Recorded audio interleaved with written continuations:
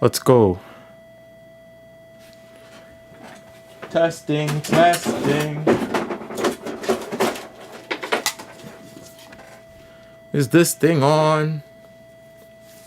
When they do the little tap and they're like, is this thing on?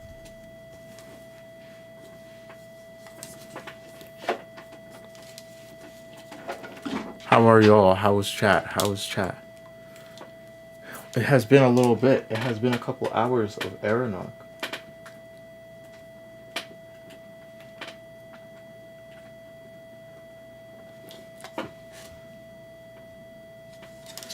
Ooh, I'm super sorry for that though. My OBS crashed. And we had to start a new stream. But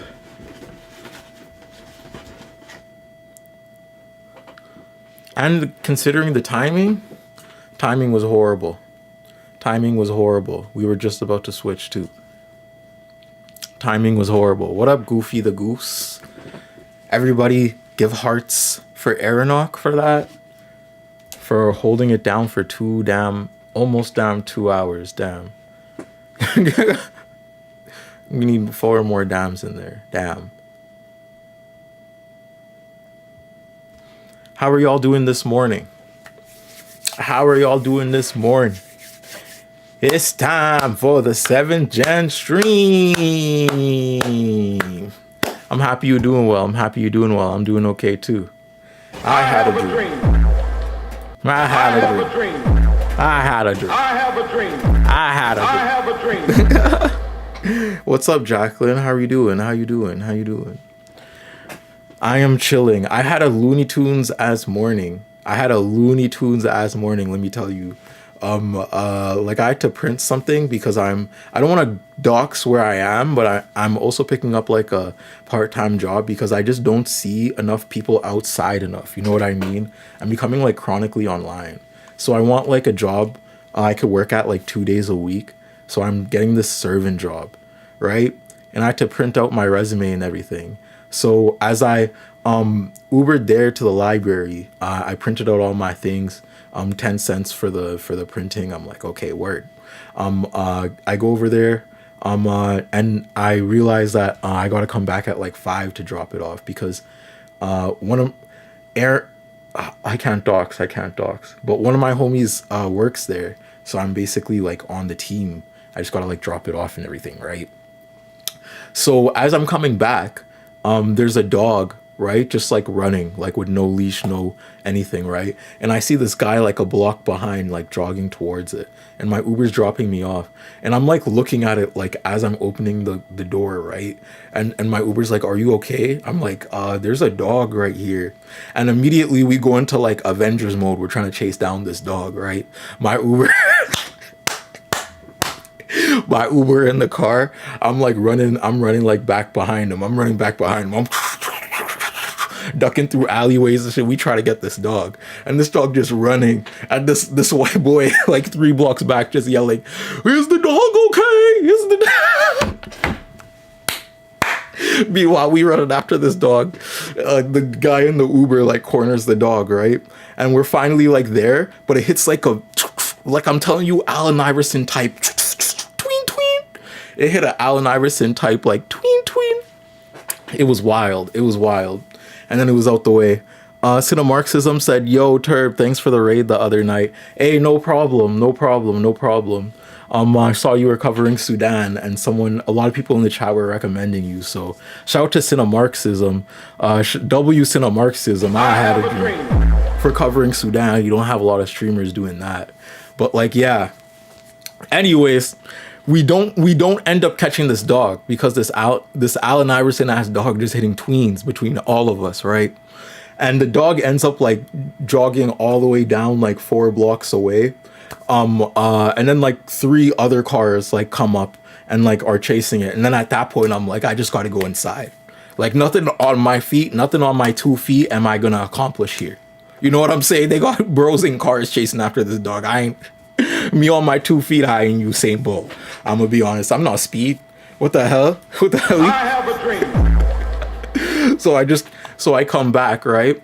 And then like right as I'm about to switch off with Aeronauts, the OBS crashes.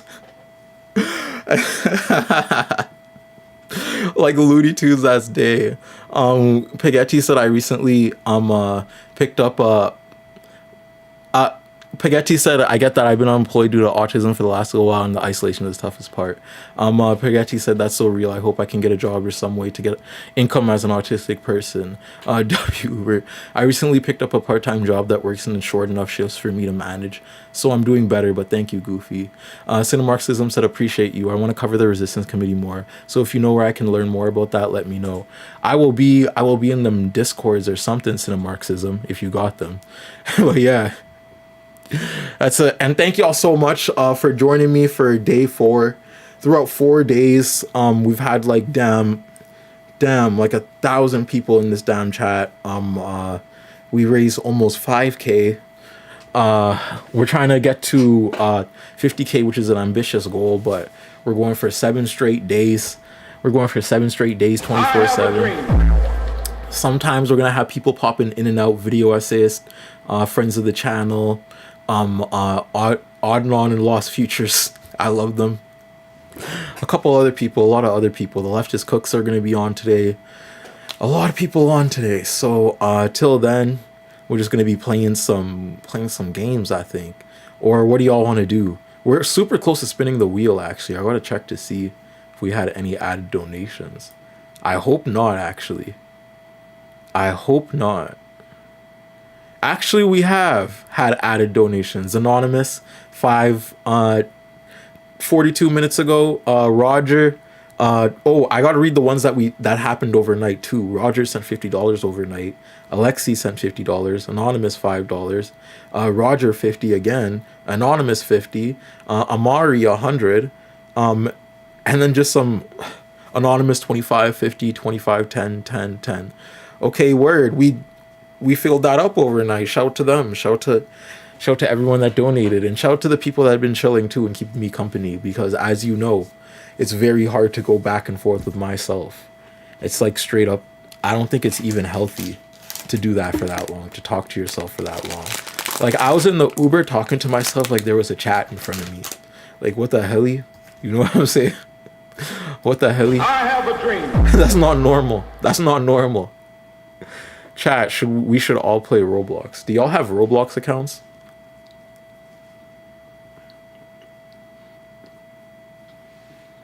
I'd be so down to play Roblox with y'all. That would be cool. A year. I have a Roblox. Sorry. Give me a second.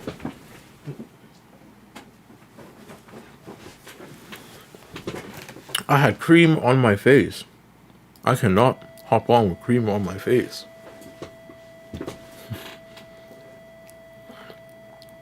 But yeah, if y'all want to play Roblox with me, I want to play this horror game.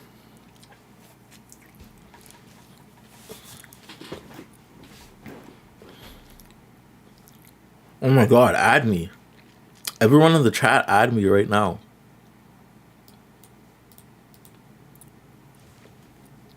Wait. I'm about to log off, and then when I leave, add me. And then we'll all play this horror game together. Everyone with the Roblox account, I'll give you 5 minutes to add me.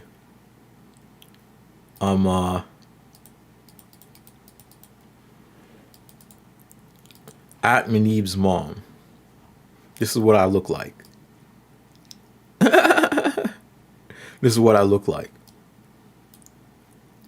Do I look like him?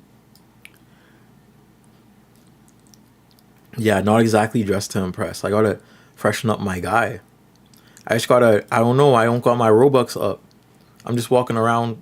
What do they say? What do the kids say? Bacon-headed. Bacon-headed. Yeah. I like how your Roblox character is a default dreadhead though.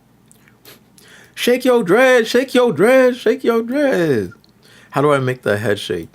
How do I zoom in on the head?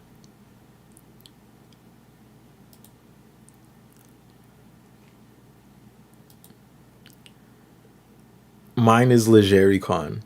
Okay, word. I'm giving y'all 5 minutes, and then I will check the inventory for all the names, and then we will play. Can you type your name out in the chat, Turb? Okay, word, I will real quick.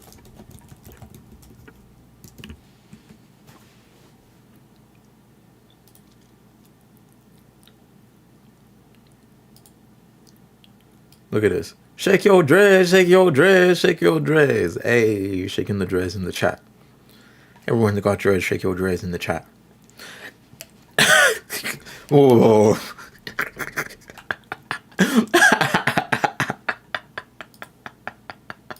I have a dream. This is what the Crown Act was made for. I have a dream. Shaking your dreads. The Crown Act was made so nonchalant dreadheads could aura farm in public.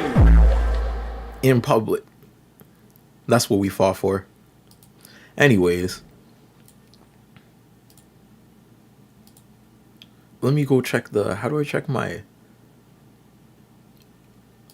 I'm sorry, I am a Roblox noob. Is my phone breaking or is your camera like 5 FPS? Yeah, my camera... I don't know what's going on with my camera right now. Give me a second. Let me fix this camera real quick. Because my camera does have a little bit of a lag for some reason.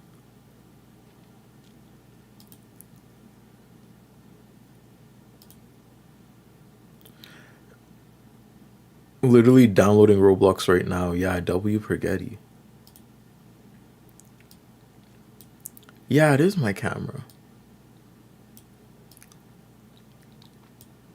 Hello, camera. Please do better job.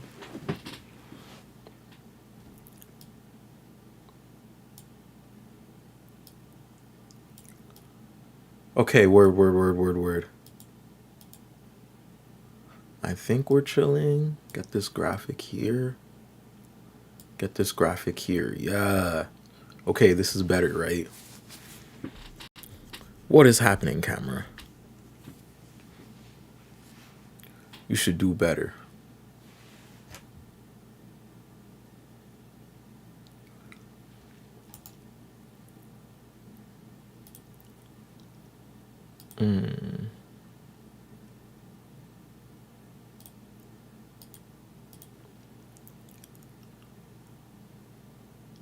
Oh my god.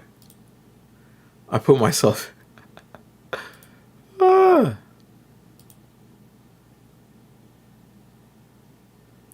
Okay, is this better? No, this is...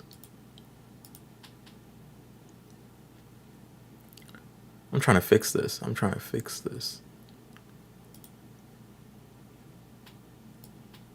Okay, are we fixed?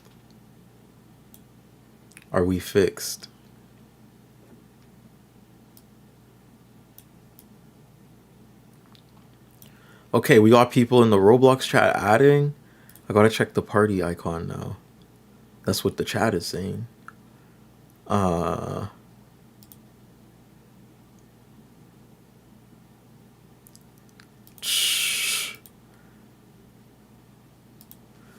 swear I had people adding me, right? I threw everything in the chat. There has to be some ads. Oh, Cookie is inviting me. That's 67 days ago, though. Maddie Merlin from a day ago.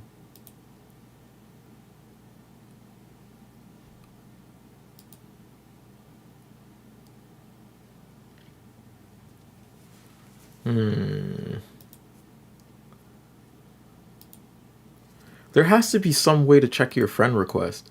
Like, Roblox can't be this difficult. Connections? Probably.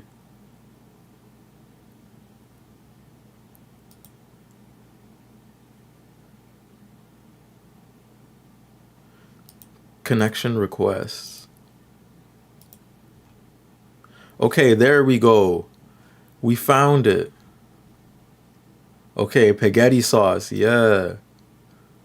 I remember these names. Cat girl, yeah, we adding everybody. We getting a lot of new friends.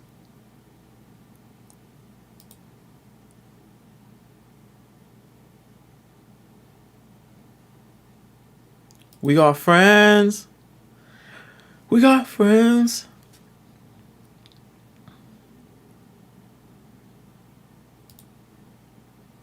Okay, let's all join a party. I'm gonna send I'm gonna send a party request to everybody that's online right now. So stay online and we'll do horror games. Oh my god, we'll do horror games.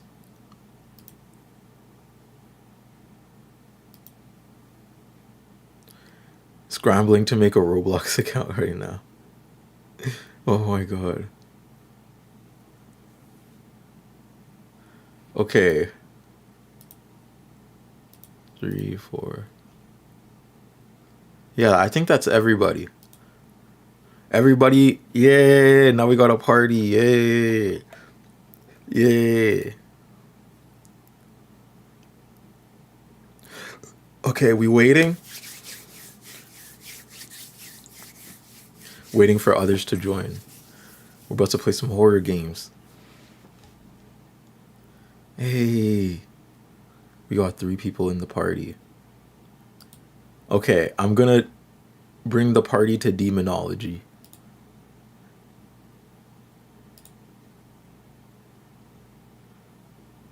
Join with party. So everyone that accepted that party request, this is about to be scary. This is about to be scary for all of us.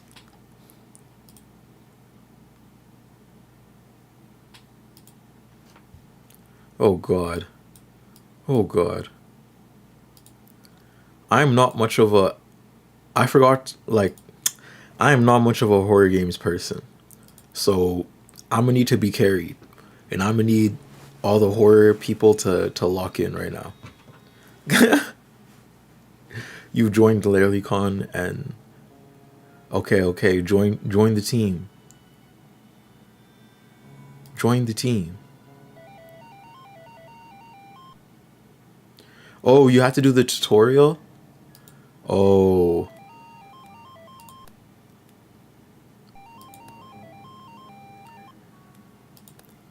So I'm waiting for Legeri to do the tutorial. I will wait. I will give like 3 minutes for the tutorial.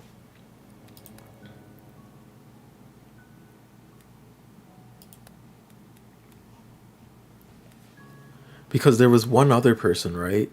Who was the other person? I'm not beating the wuss allegations. How do I join the team chat? I don't even know how to join the team chat, honestly.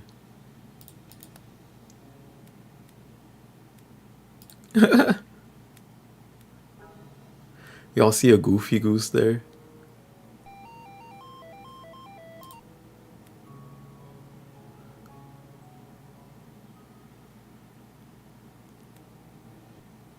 Cat Girl joined us too. Buggy Wuggy XD.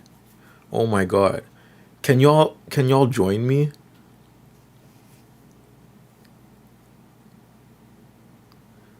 We're waiting for one person to finish that tutorial though.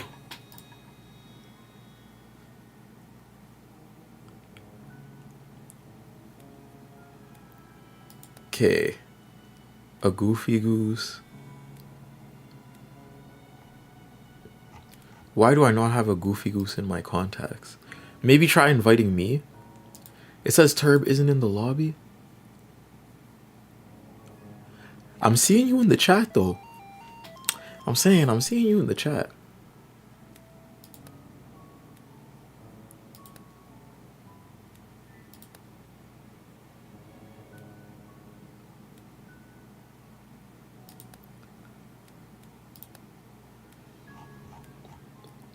Okay, so y'all have to do the tutorial? Oh my god. Okay, since y'all have to do the tutorial, I'm gonna do one, like, before you do the...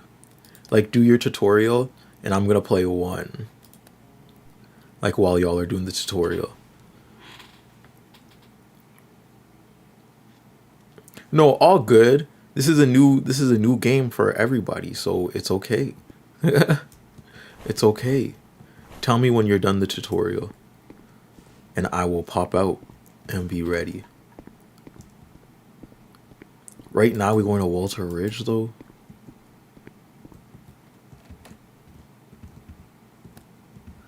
Oh, Piggetti, have you finished the tutorial already? If you finish the tutorial, let me know. Oh, skip the tutorial. Yeah, actually, guys, skip the tutorial. Let's just be real. Let's just be real. Like, actually. Okay, word. Okay, word. I'm gonna do a new one. I didn't know that y'all could just skip the tutorial. That's wild. Okay, but when I join with party, everyone join immediately because we starting. We starting.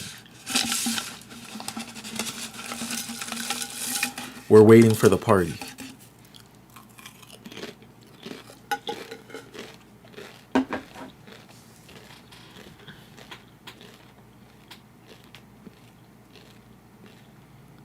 All right, let's go.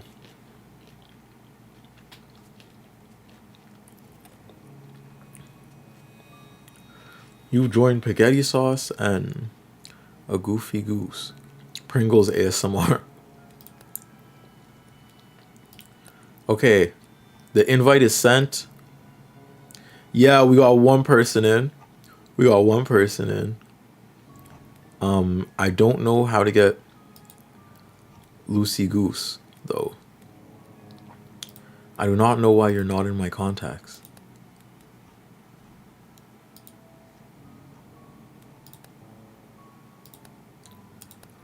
With JerryCon, are you doing the tutorial?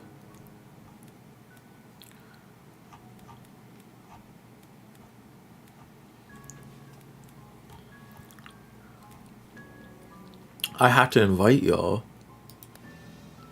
It says LeJerryCon declined my invite. How could you?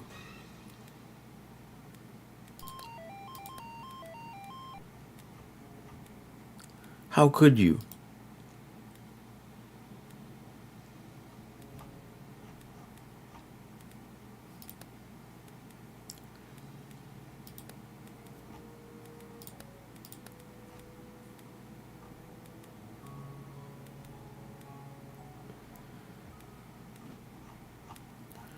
Okay, where are all the friends? Cause we only got one person here.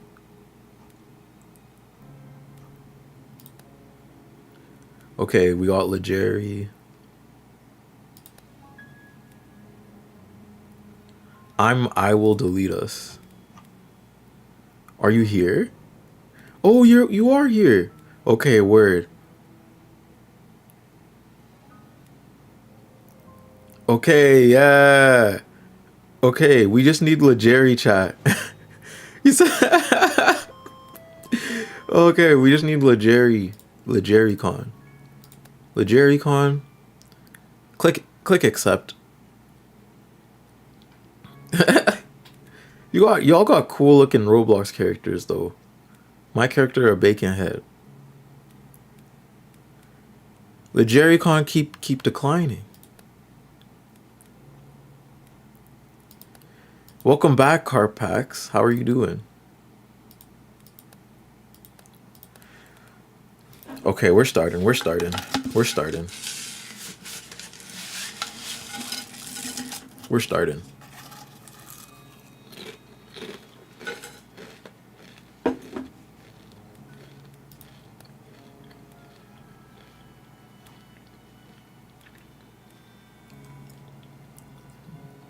Your character is an icon. Oh my god. It's okay. Thank you for considering to try, actually. But let's ready up. Team. We gotta be ready. I'm doing aight. I had a wild morning, but other than that, I've been chilling. Pass the Pringles to her, Spaghetti, and I haven't eaten it 9 years. Oh my god. We shall. There's a cat running in and out here, bruh. We need to stop doing that.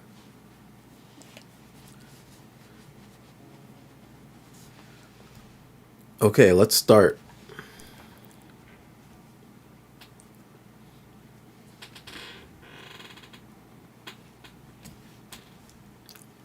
Alright, team.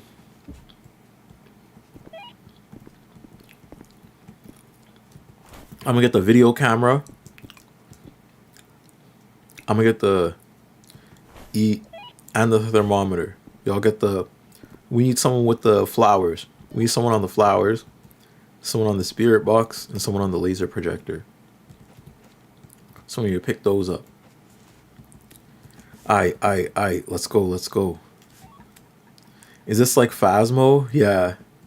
The stream is a little delay. All good. But are the lights not working?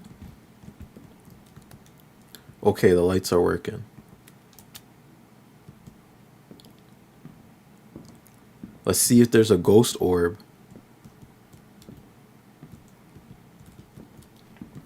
Y'all don't see anything? Y'all don't sense anything? Y'all don't sense any spirits? You sense this? Oh, Mahoraga.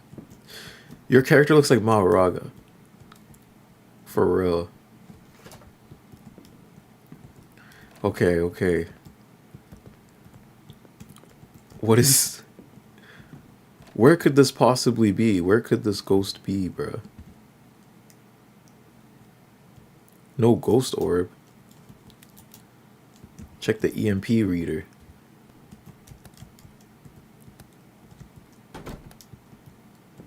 The light switch like barely... Wait.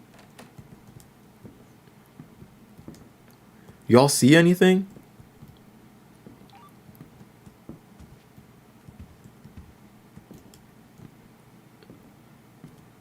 Y'all see anything?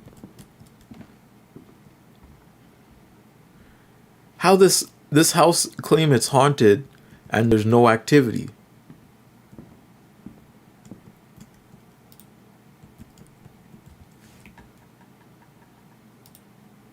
There's literally no activity.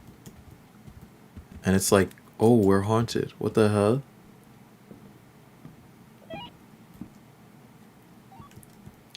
Nothing on the spirit box. And you're not seeing anything. What the hell? And it's literally hot in the house. Like it's not... Oh, wait.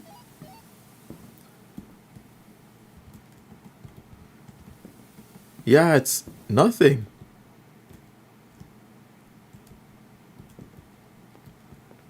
Bro, what the hell? Wait. I'm getting a little bit of a reader. You see that?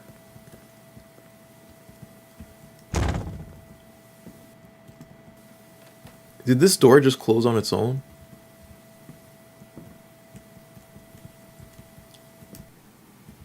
Okay, what the hell? Is it scared? No way. So nothing so far.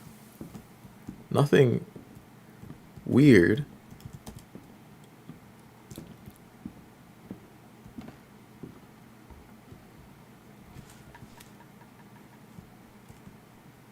No, because is there like a time limit or something? Like, does the ghost pop up at a certain time? Because how is nothing... It's not even haunting us or anything, like... What happened? Wait, what happened? You said over here? What happened? Oh! The pentagram room. We forgot about... Wait. What the hell? What happened to all the lights? Nah, what the hell? Nah, what the hell? Nah. What happened?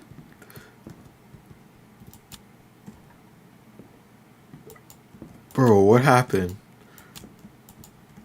No way.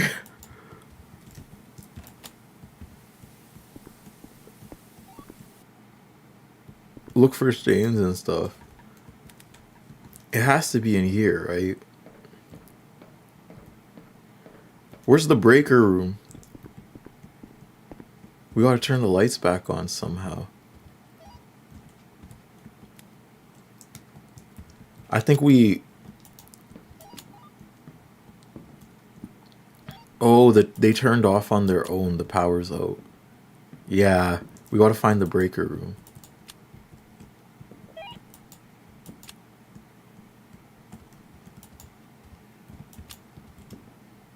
Oh my god.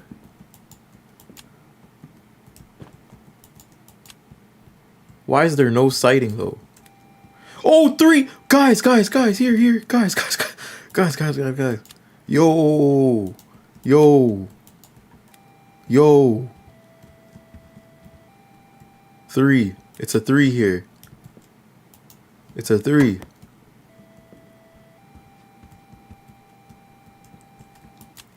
He's definitely in here. He definitely get down over here.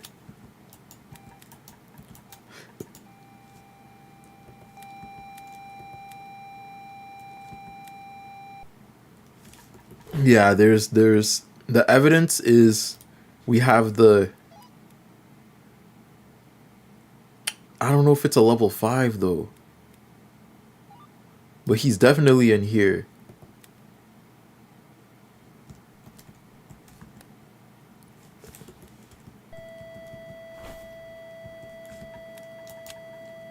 Yeah, you see that?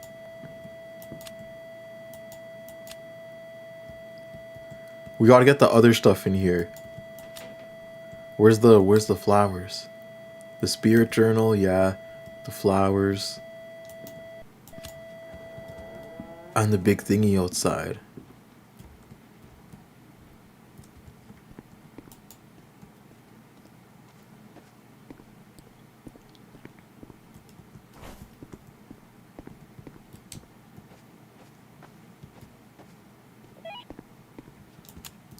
It's at a 2 level right now, is what's being said.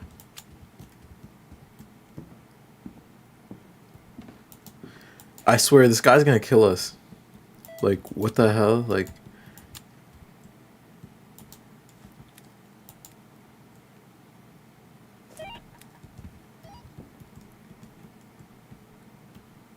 Place the flowers there?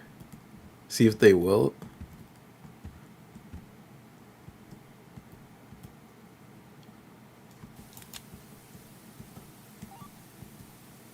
Oh, just click G on the flowers. Is he answering?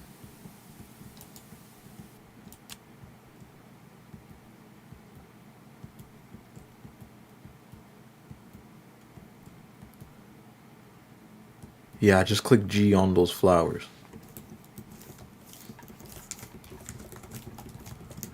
This is the quicker way of saying it, actually. I forgot that the stream had a little bit of a delay. I'm sorry.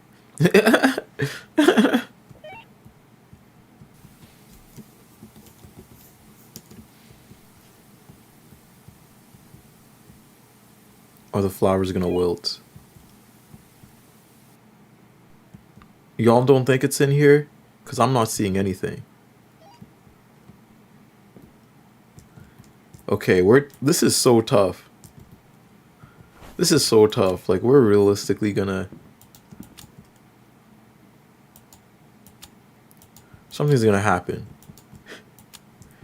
Let's move that EMP reader somewhere else, maybe?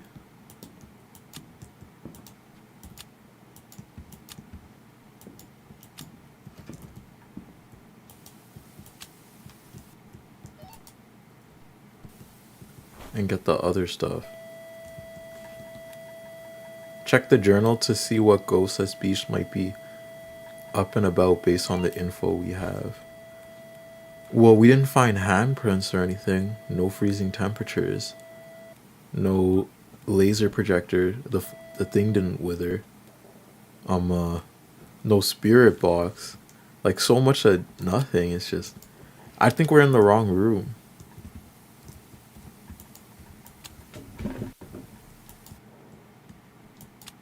We might be in the wrong room. Chairs are knocked over. Someone knocked the chairs over? Yeah, it's probably in the kitchen.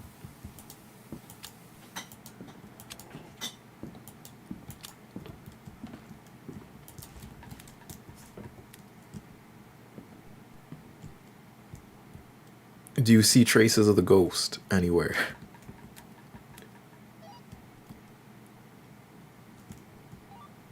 Yeah. Yeah, the lights. No freezing temperatures yet.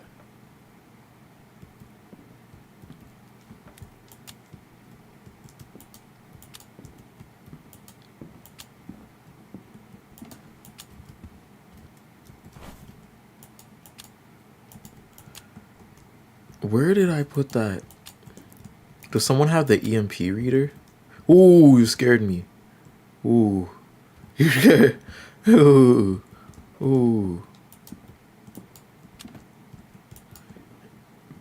Bring the EMP reader here, maybe.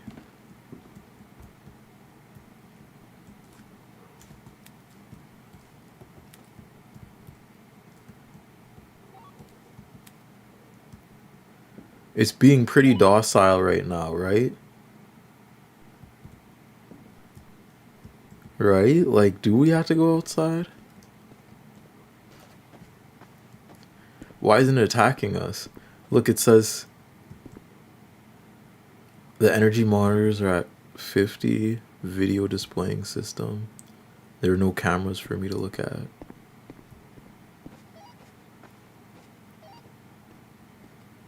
Yeah, the energy watch. What's it saying? What's it saying?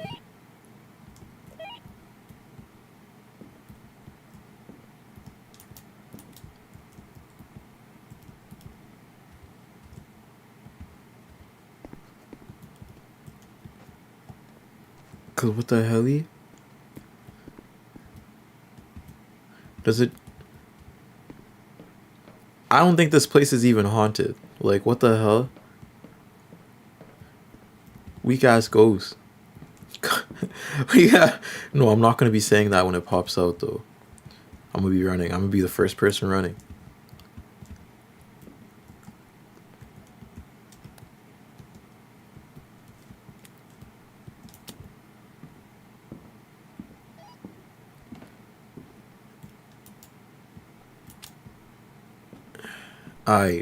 I.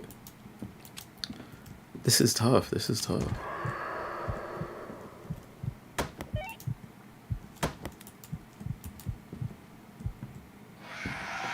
Wait! The ghost got me! The ghost got me! The ghost got me! The ghost got me! The ghost got me! The ghost got me!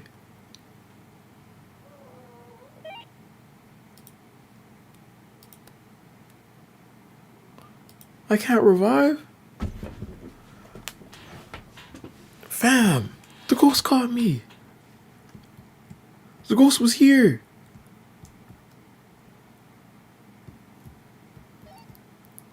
It's yelling! Yo, the ghost! Yo, I'm watching y'all right now from the dead. No! Yo! The ghost can't get yo! Yo! Yo! Yo, Wizzy! What's up, Wizzy? Do you hear that? Yo, let's leave. Yeah, let's just leave. Let's do a new place. Nah, this ghost is tripping. Nah, this ghost. No way. Are y'all go see what's in there? Oh no. We are. Oh my god. Oh my god.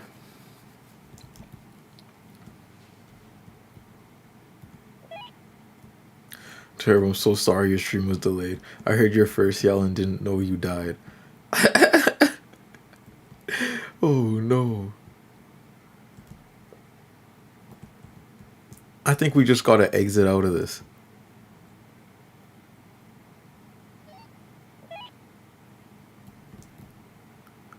Yeah, we just gotta exit out of this.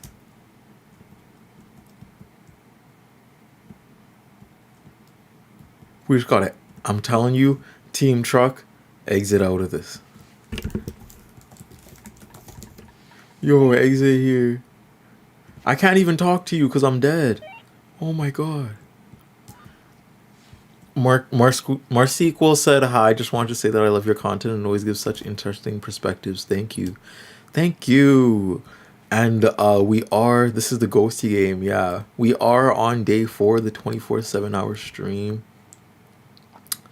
We've been chilling here for the last 3 days. Yesterday I had to take a break because I had a little wall. But we're 4 hours in. It's been fun. It's been a fun little 4th day. We're extending the stream by a day because I missed a day. The ghost type was a spirit. Wow, that sucks. We gotta have a better plan of attack next time, team. But it was fun. It's been fun, team, and it's been fun having everybody with me. Whether you're playing, whether you're chilling, whether you're just watching, it's been fun the last couple days. Let us ready up. Let us ready up. I can't believe we lost that though. It was a spirit, right? Like, what the hell? How was we supposed to tell then? Like, we left everything down. The spirit just came at the end. Like, damn. Whew, damn. Damn, team. Oh my god, Trumpler did the salute again while talking about wanting to put missiles on the White House roof. Really? No way, no way. Trump did all that? No way. Y'all gonna let that slide? Are y'all gonna let that slide? Personally, I wouldn't let that slide. Personally, I'd do something. I'd take action. You know what I'm saying? I'd look towards a local organizing group. Like 7th Gen Rising. I had a dream. But anyways, yeah, the US is descending into fascism at a horrible rate right now. It's actually kind of way more than just alarming, I will say. But we going into this horror game, much like Outside. Holy hell. Much like Outside. Okay, so we're gonna have to do this quickly, apparently. I will get the EMPF reader, the thermometer, and the camera. And then we have people getting other things. News outlets are calling it a bizarre gesture. What? Nah, I'm gonna pull that up on... I actually had to kind of see the clip, because what the hell? No way. I had to see that context. No way. What the hell? No way. See, I've been off the medias because I literally have been having to do this stream, so I haven't seen all this happening.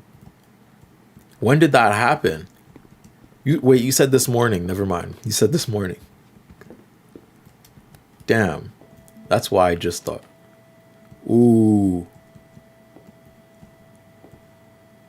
Yup, it's over here. It's over here. It's over here. My gut is saying it's somewhere over here.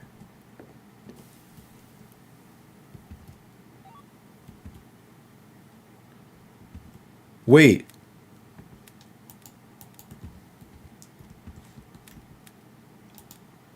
What temperature? I swear it's over here. Did you see that? Did you see that red wisp, or was that just me? You see that red wisp? Yup, it's over here. It's in this room. It's in this room.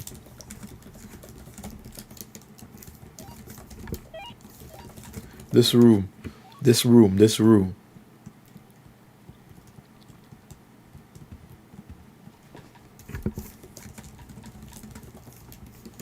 I see a red wisp. I'm gonna go get the big light thing so we could see the red wisp. Let's just said hello. We're ready to join. Okay. I am. Where'd the big light thing go? But we're about to make some way for the Leftist Cooks. The Leftist Cooks are a video essays channel. I'm sorry, I'm gonna have to leave this Roblox game a little prematurely, chat. It's been fun playing this with y'all though. We will be back on there in a bit. But yeah, we're gonna make some ways for the leftist cooks. The leftist cooks are about to hop on. I had a drink. Give me like 2 minutes, Sarah. Give me 2 minutes. I gotta fix this up. Okay. I gotta make sure it's on the right camera. I'm really excited for this because the Leftist Cooks have been one of my favorite video essays channels. As I'm sure you know, the Turb is a leftist video essays fan page. Actually, we shout them out quite a lot. They are, they are very integral to my community tab culture. Actually, but yeah, they're a really good video essays channel on YouTube that makes good stuff. So please, can we get some hearts on that? Can we get some hearts? Can we get some hearts in the chat for Leftist Cooks? I have a dream.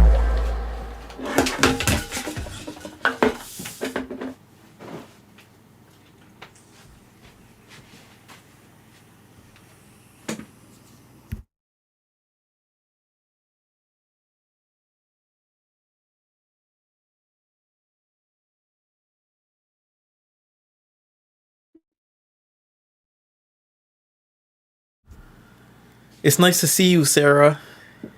Ah, hello. Hey, hey, and Neely, let's go. It's been a while. Hello. It's been a little while. How have you been? In a little while. We're good. We're good. We had a baby. Hey, yeah, I know about that, but I'm sure Chat, y'all seen the last video essay, right? Y'all of course have to. But yes, they are now parents. How's it like being parents? Or what would you Yeah, call well, yourselves? Let me yeah, like we're very postmodern parents. So Sarah was already a step parent. I had kids from a previous relationship who were like teenagers. Older teenagers. Older now. teenagers, yeah. One of them just turned 17. So they're there to teach me all of the like Gen Z things and the skibbities and the toilets and the no caps and all the things and all the things stolen from AAVE. And that's one kind of parenting that's completely different to the kind of parenting that we're doing now with the baby and the Sleepless nights and just love. I don't even want to complain. Just lovely stuff. Yeah. Just like smiles and giggles. Lots of smiles. So much giggling. Very giggly kid, which is very fun. Like very smiley kid who thinks everything's very funny. And yeah, it's just good. This is good times. I don't know. We're wrecked. We're wrecked, but it's also delightful. It's like today we filmed actually for our channel, but then we Ooh. also went. Yeah, but we went on a walk afterwards, and there are blackberries blooming in our area, and so we got to like just hand the baby wild blackberries to eat, Aw. and they thought it was great. They like had blackberry juice all over their face, and That's we're like, so cute. Aw. yeah. Stuff like that. You know, that's it's a great experience. You know. How could you be cynical about anything with that? Yeah. Yeah. That's so nice to hear. My morning was like very Looney Tunes. I wanted to get a part-time like serving job because like I don't see enough people in my real life, I'm realizing, and that's just not healthy. So I was like, yeah, I gotta like go outside like twice a week and see people to some extent. So I'm like serving would be really cool because I'm having those constant conversations. If it's because everyone I see is from like my organizing groups and everything. For when we set up like 7th Gen, or when we like do the Palestine protests on Sunday, or like that. And I need like I need more of a familiarity with Saskatoon, I guess. I'm saying. So the serving job's gonna be fun. But when I went over there and everything, I showed up like 30 minutes late. My friend basically works there and is giving me a referral. So I showed up 30 minutes late to the first kind of interaction there, so I got to go back there at 3. But when I was coming back and I was getting out of the Uber, I saw this dog like running down the street, and I'm like opening my door slowly, right? Because I'm like, whose dog is this just running around, right? And I see like this white guy like 2 blocks back, just like yelling, like, "Stop the dog!" And then, and we got. So me and my Uber, so I hop out and I'm like chasing after the dog on my feet, and the Uber's like chasing the dog around the block. On we're trying to like corner this thing, and it runs like 7 blocks down. It just got the heaters on, it's just bolting down. And then we got people in cars like going to go help, and I was like, me on my feet, I'm not accomplishing anything here. So I just like went home. And yeah, so I hope they got that dog, because yeah, I hope they got that dog. Yeah. Yeah, that's an amazing story. It sounds like maybe you don't need the server job. You just need to wander around looking like a superhero, but for dogs. Yeah, like just trying to help in dog-related problems, and just like running around, and then maybe giving up. That could be your calling. That's the first time that's happened to me in real life, actually. So if I might have to search for those interactions because they're funny.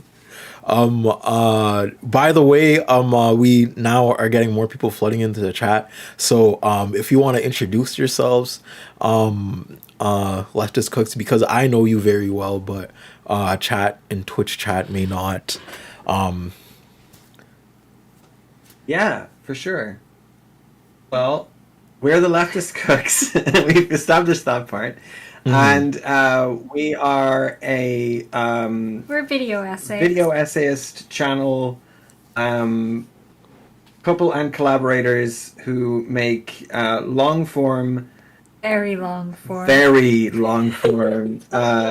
video essays about all kinds of things. But we're based in Ireland, so we make videos that have an Irish lens often, or a lens of looking at the world from outside of the United States hegemony. And we cover a broad range of subjects, but usually it has something to do with being queer and something to do with social justice. Yep. That's a very good story. Yeah. And we and try they're all to bangers put too. They're all bangers. Some love in there. Hey? Oh, they're all bangers. Yeah, I mean, some of them are kind of fine. I mean, some of them, they're all bangers. I'm sorry, they're all bangers. I love them all. I love all the essays for what they for what they are, and I'm sure you can go back and correct some things and be like and notice your own mistakes. But I love them. I love them when I watch them. So yeah. I'm sending hearts for that.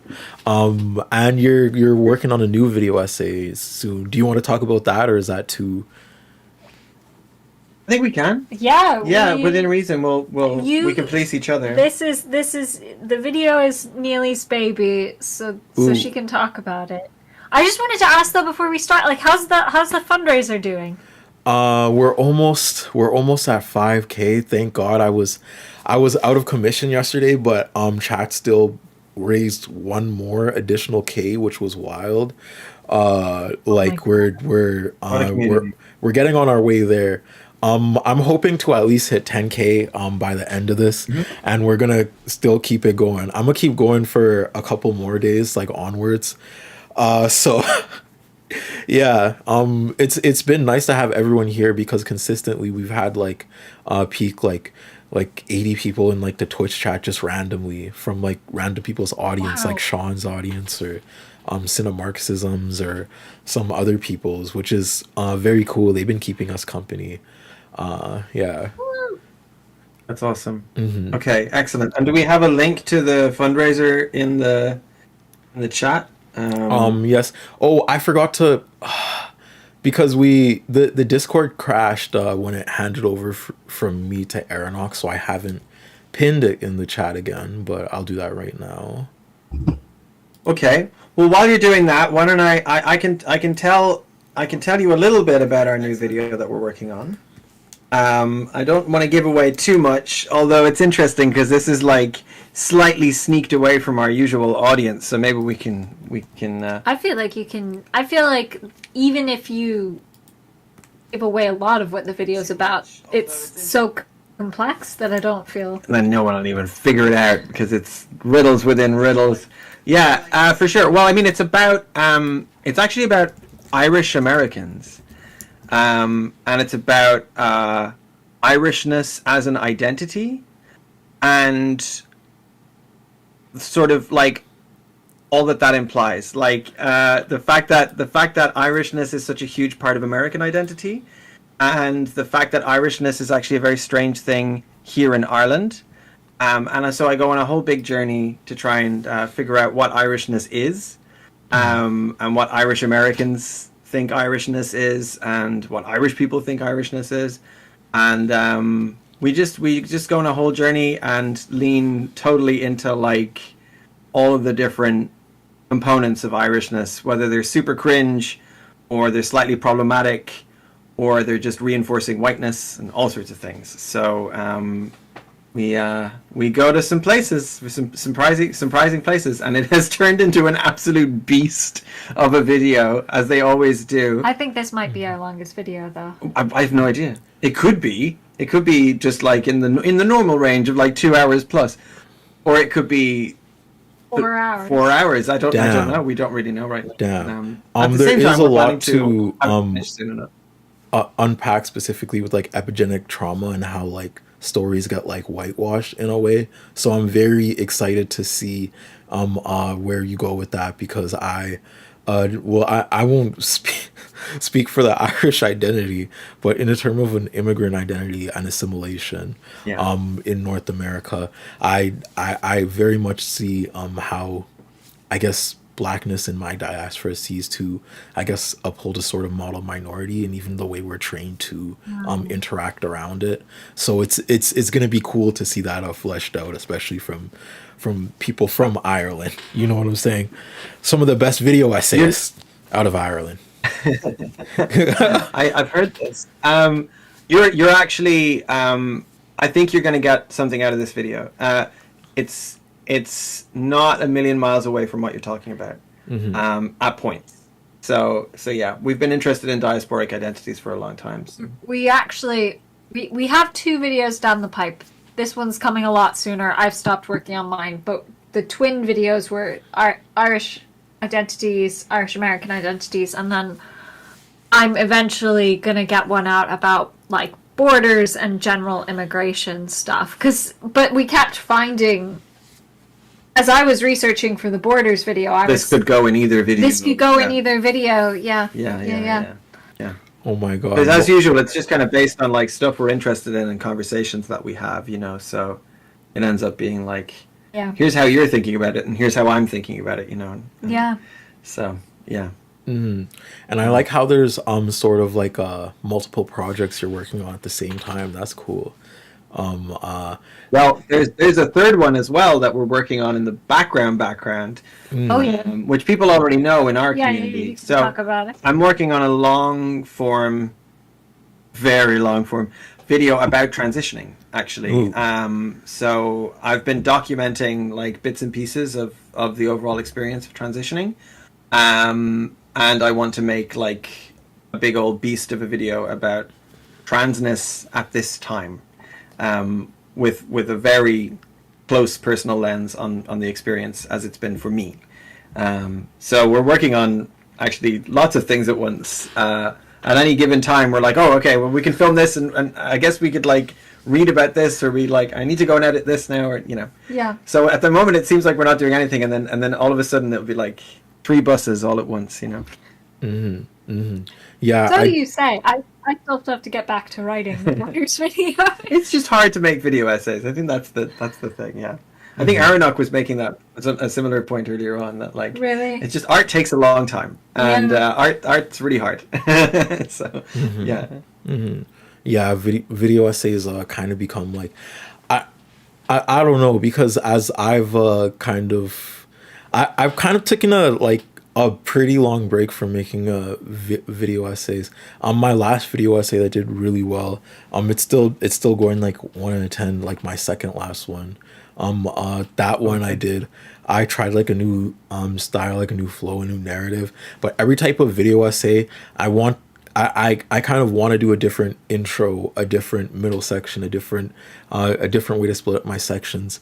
But I feel like Yeah. that way of pumping out video essays is like so much less like profitable in a sense. You know what I'm saying? So which is why like trying to do my side channel on top of like, because I don't want to take away the I guess artistic integrity I've built on term. You know what I mean? Like the same way. Anyways, I just don't really feel it on like the second channel in the same way. But on my first channel, it's kind of hard to even develop or keep that spark or passion alive for like long projects over periods of time. My question for you is like, because you're one of my favorite artists, like still consistently dropping, still consistently doing your things and everything, giving me hope in the world a lot with your video essays. What's it like to keep the drive or passion alive? Like, what do you have to do? Do you go out with family? Do you like center yourself in like what's it like? Like, this is a very open-ended question. Yeah. It's a lovely question. I think I want to give you the chance this time to. No, I'm thinking Right. about it You're thinking? because I think you and I'll have slightly different answers here. We will but- have different answers. Yeah, yeah. Well, and because we're a team, the different ways that we solve that problem will like pull each other along, kind of Yeah. thing. Like my way of refilling that, that bucket or whatever, is different to Sarah's, and then so my bucket will be full while Sarah's is empty, and vice versa. For me, I'm just like, we're really lucky. Like, we get to make a completely different genre every time we make a video. They're pretty far spaced apart. A lot of work goes into them, and our audience, our community, has that as an expectation. They're not expecting bang, bang, bang, comment on the current thing, make another video. No one thinks of the cooks that way. And we're really lucky in that regard, because it does mean that we can kind of like reinvent the wheel every time. We reinvent the way that we make videos every time we make a new one. And so for me, that's actually the part that I'm interested in. I mean, I'm interested in the subject matter, of course, but like, it's all well and good to be interested in the subject matter, and then you just like have a very good conversation with someone about it, and you're kind of done, right? You have like a really excited conversation about this thing you've been thinking about, and then it's like, oh, I don't even need to make that video anymore. I just needed to say that, Yeah. And so it's not enough to just be excited about the subject matter. Sometimes you can be too burning with passion for the subject matter, and it's like you can't make a video out of it. Yeah. So that's not the thing. For me, the thing that like keeps me making is that I'm really interested in the process of making, and I just go like, well, this time I think we should make sure that this shoot that we're planning a shoot, we should make sure it's absolutely great fun, and we should make sure that we try and do this thing, and we should make sure that we get like deep focus on this, because I've wanted to do like shallower depth of field, and I want to get, and I've just got things that I want to do, or like a piece of music that I want to like perfect or whatever. And so I just get into that zone, and then I put one foot in front of the other with each of those artistic steps, and I find myself eventually finishing the project, But my problem is I can get very bogged down in perfectionism being the enemy of complete, so I can be too distracted by those discrete steps. Whereas I think you think more in terms of the actual video, than I do. Maybe. I mean, I don't know that I can really follow on from you, because what I'm thinking is so different. But like, I'm out now, but I'm coming out of a period of burnout, I think. And I was, for the last kind of overlapping with being pregnant, I was pretty burnt out. A little before being pregnant too. Like, I was pretty burnt out, and so it didn't feel like a joy to be making them anymore. It didn't feel like, but it felt like, like labor, and I was definitely feeling the labor of making them.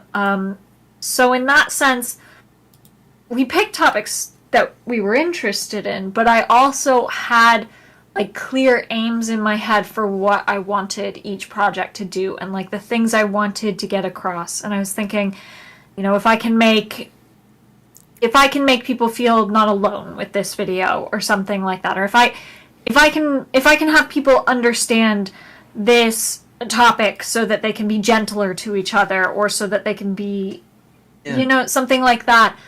And that was I just keep the goal that I had for the video in my head. And so even though it was really tricky and I felt like the words weren't really flowing, it was always kind of arduous, I still knew why I was making the video. And thankfully, I like the really struggle period of burnout kind of lifted, and now I'm a little hemmed in by being, you know, parent to a very, very young baby. But it's like back to just being joy at the same time too. Like, we know why we're making the Irish American video, and I know why I'm making the Borders video. I'm making the Borders video because people are talking about it right now, and I've had people because I'm originally from the States, and I've had a bunch of family members texting me being like, okay, so how did you get out and how did you emigrate? And I have to be like, oh my God, okay, well, that's a whole thing. There's a whole,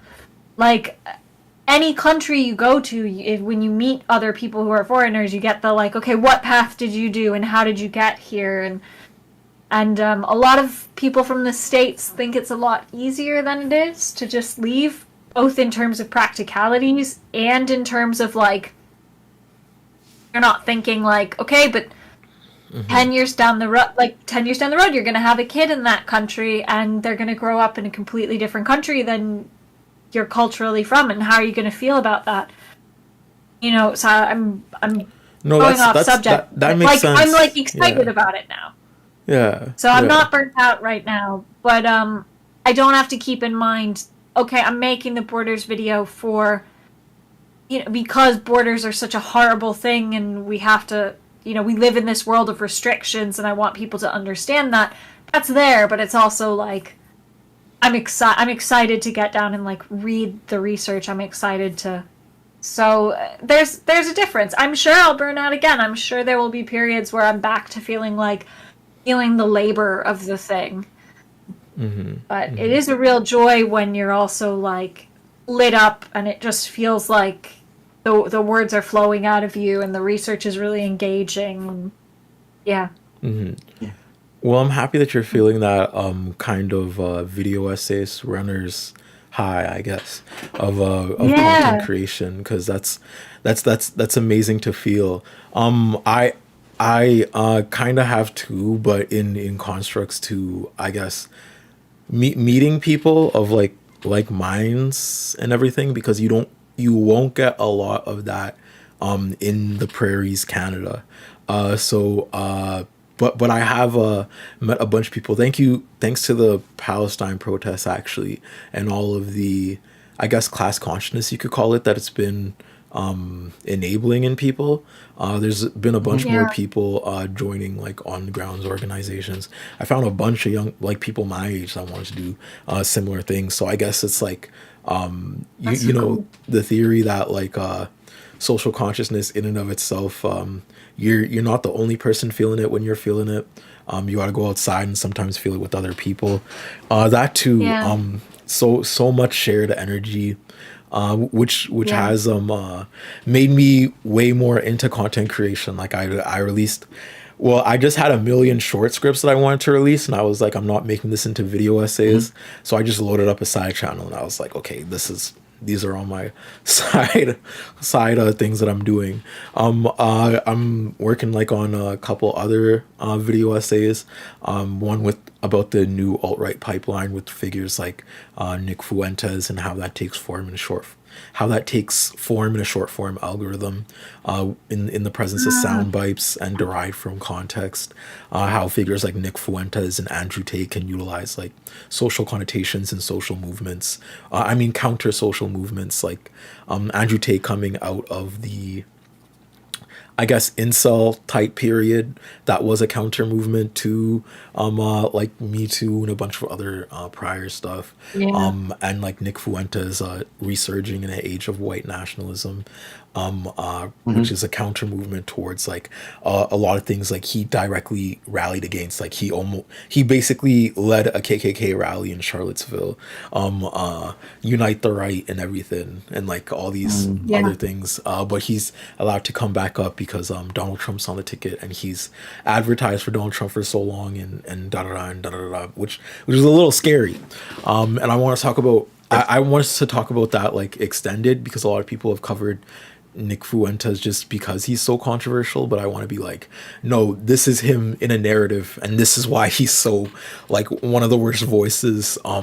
Borderline like I don't know, I'm borderline writing a Nuremberg trials for this dude, but yeah, it's it's like yeah, but it's been fun kind of endorsing in that new energy and whatnot. But in your life, that energy is sort of, you said that's come more from your child.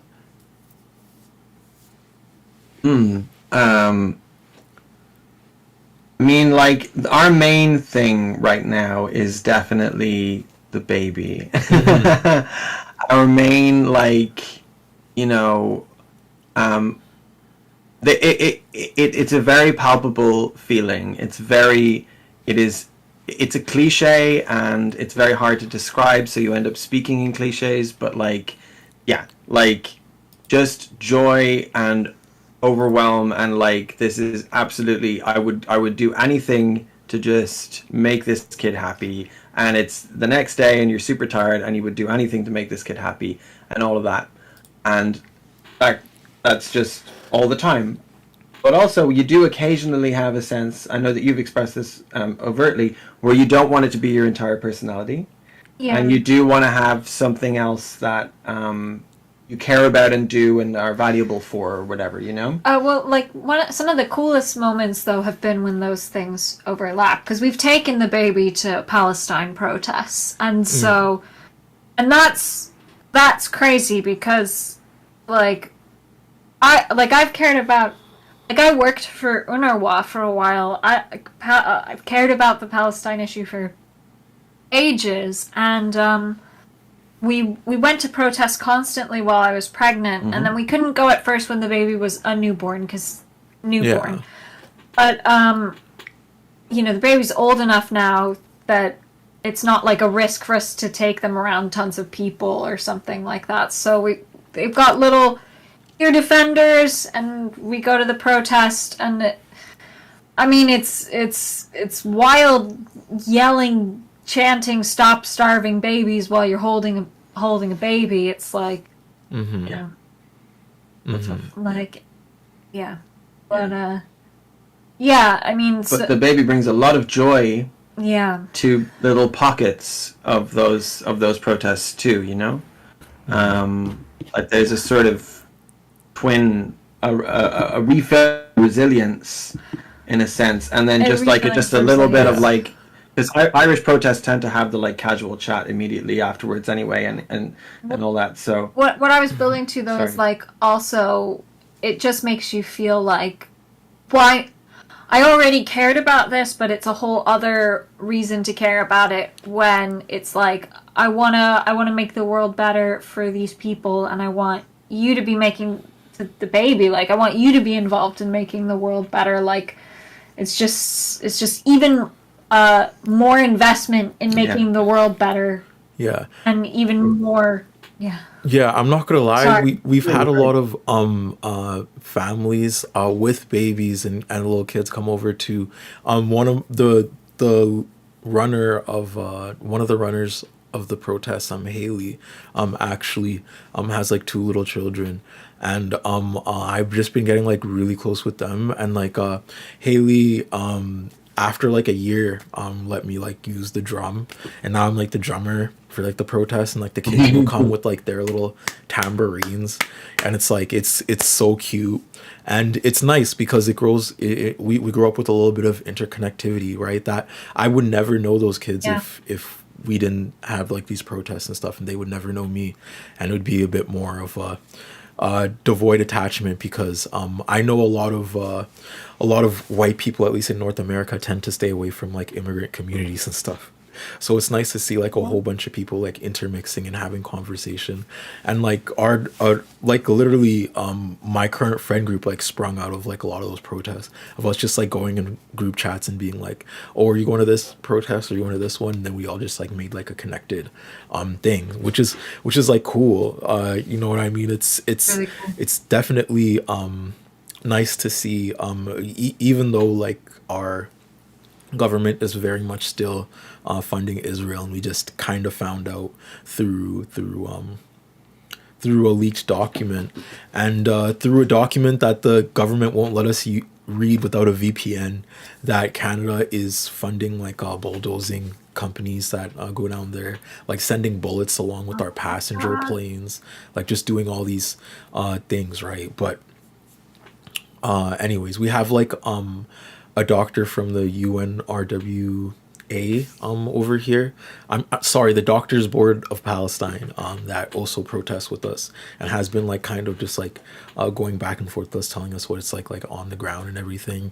So it's nice to feel like you're a part of that like little change personally, even if it's like, oh, we have to crowdfund for this doctor communally, or we have to do this for our MP, or this is what's happening in Palestine aside from Zionist propaganda when I see that doctor.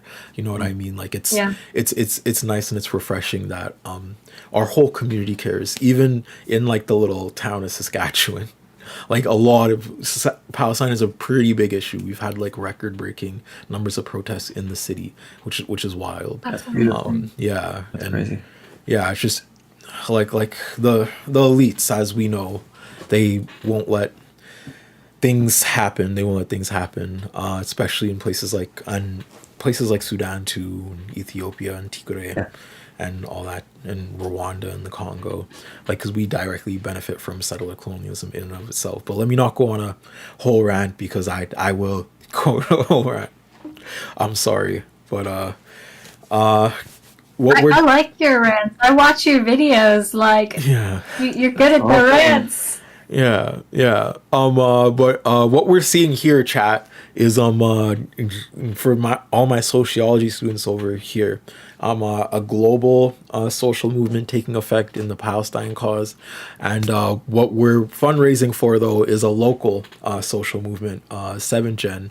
I'm just gonna reintroduce it real quick, and I'll be right back to the Discord call. I'd love to hear the proper explanation from you anyway, though. Yeah, there's people flooding in, and I'm like, I should go over this, because I haven't gone over this today, weirdly enough.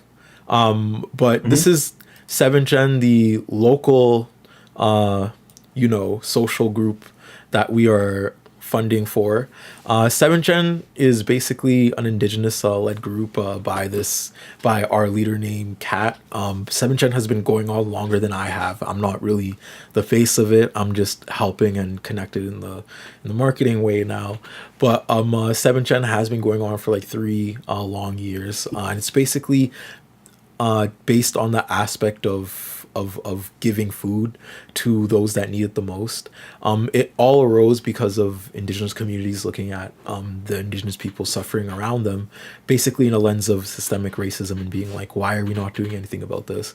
So it started with little food places set up every Sunday at the Comfy parking lot.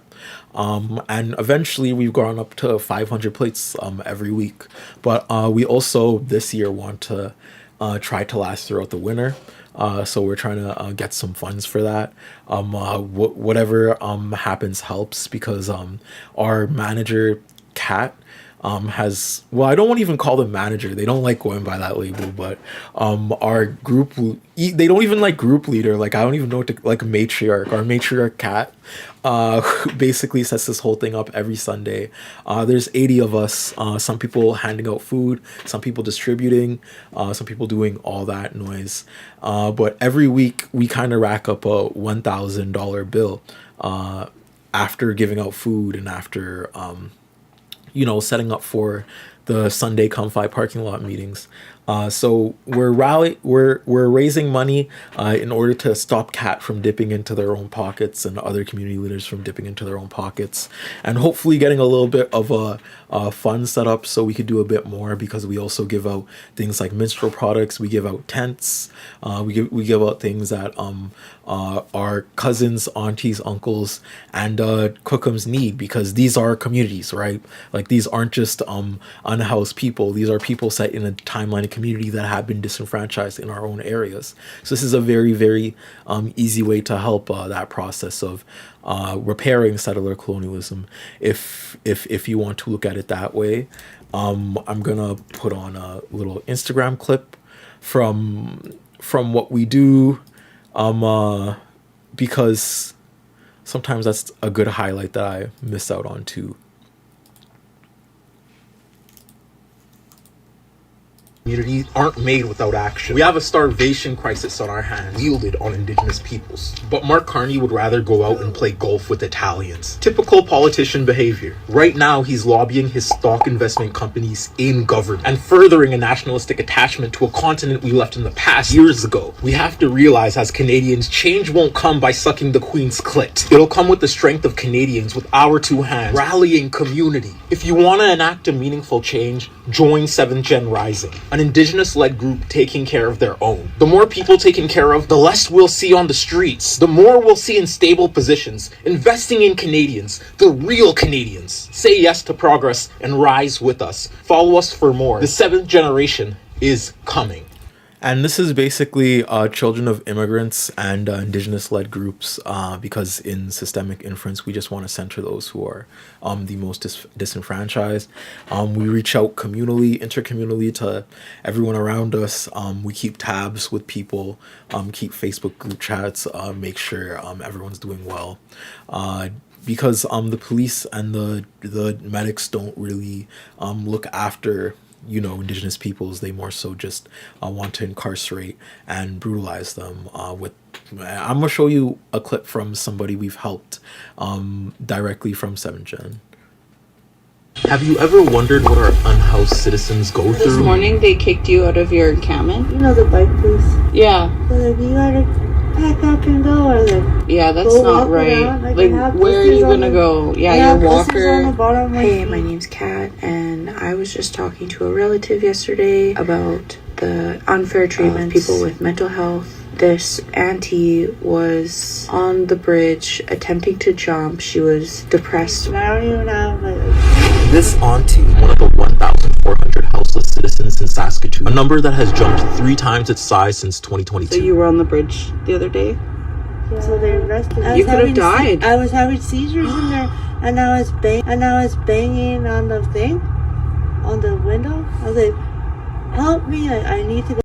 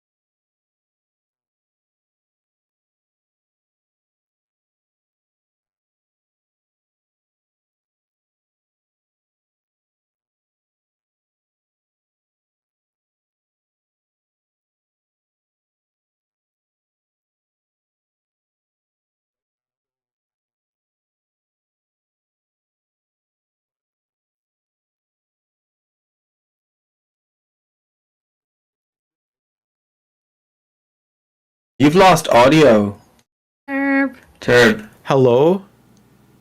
Hello, you've lost audio. Was I just in, how long was I off? Oh no. Was it amazing? I think it was a little bit of time. Yeah, sorry, chat alerted us.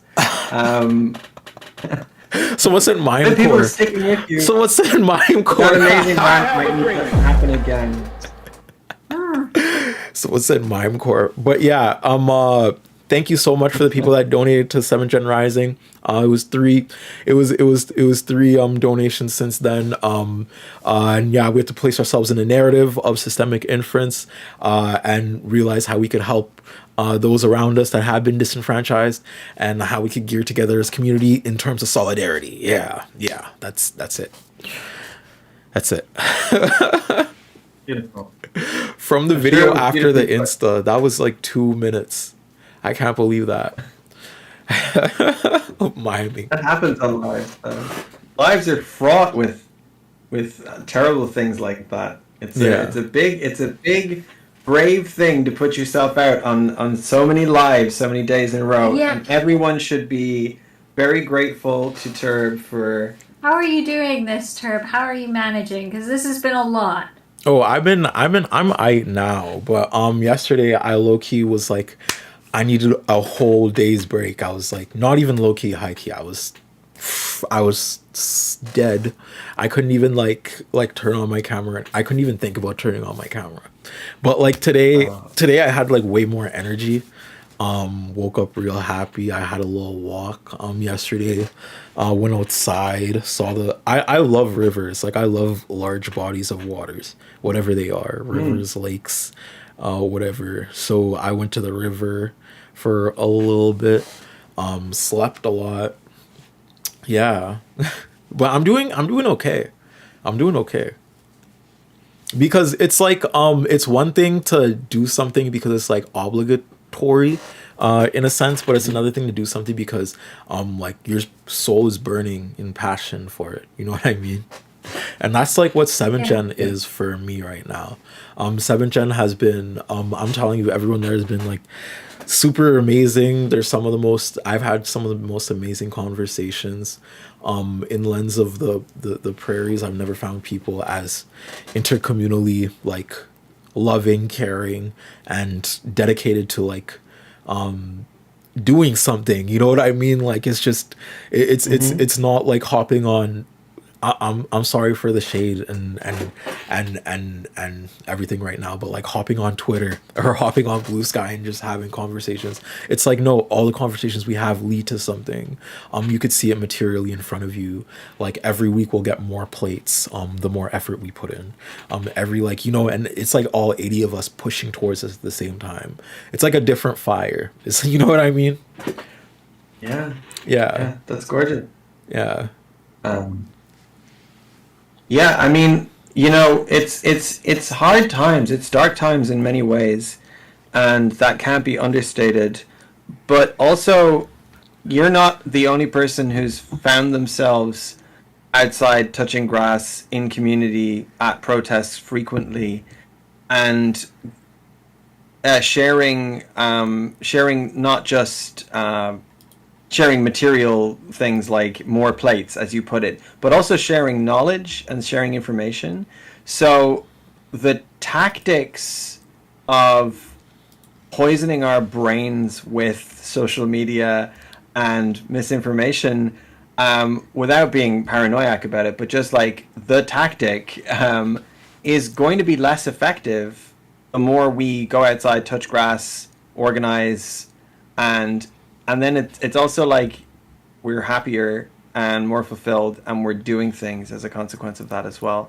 I think what you're doing generally sounds like exactly the right thing, and what 7th Gen is doing sounds absolutely amazing. I'm really glad that you all found each other. Yeah. That sounds like such a good fit for you, and it's like it's lovely to jump on a fundraiser stream for it, for sure, but it's mostly lovely to just hear about it and to know that it exists.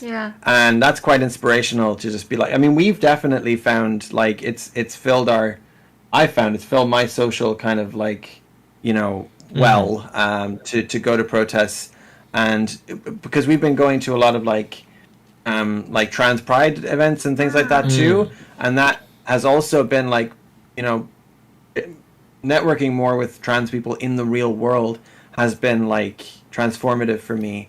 And it's a similar thing. It's like you can't, you know, I'm forever changed by that experience. Like, you know, like you can't, that no one can take that away from me. You know, that's like going out in the real world and having a thing really impact you. It's not blue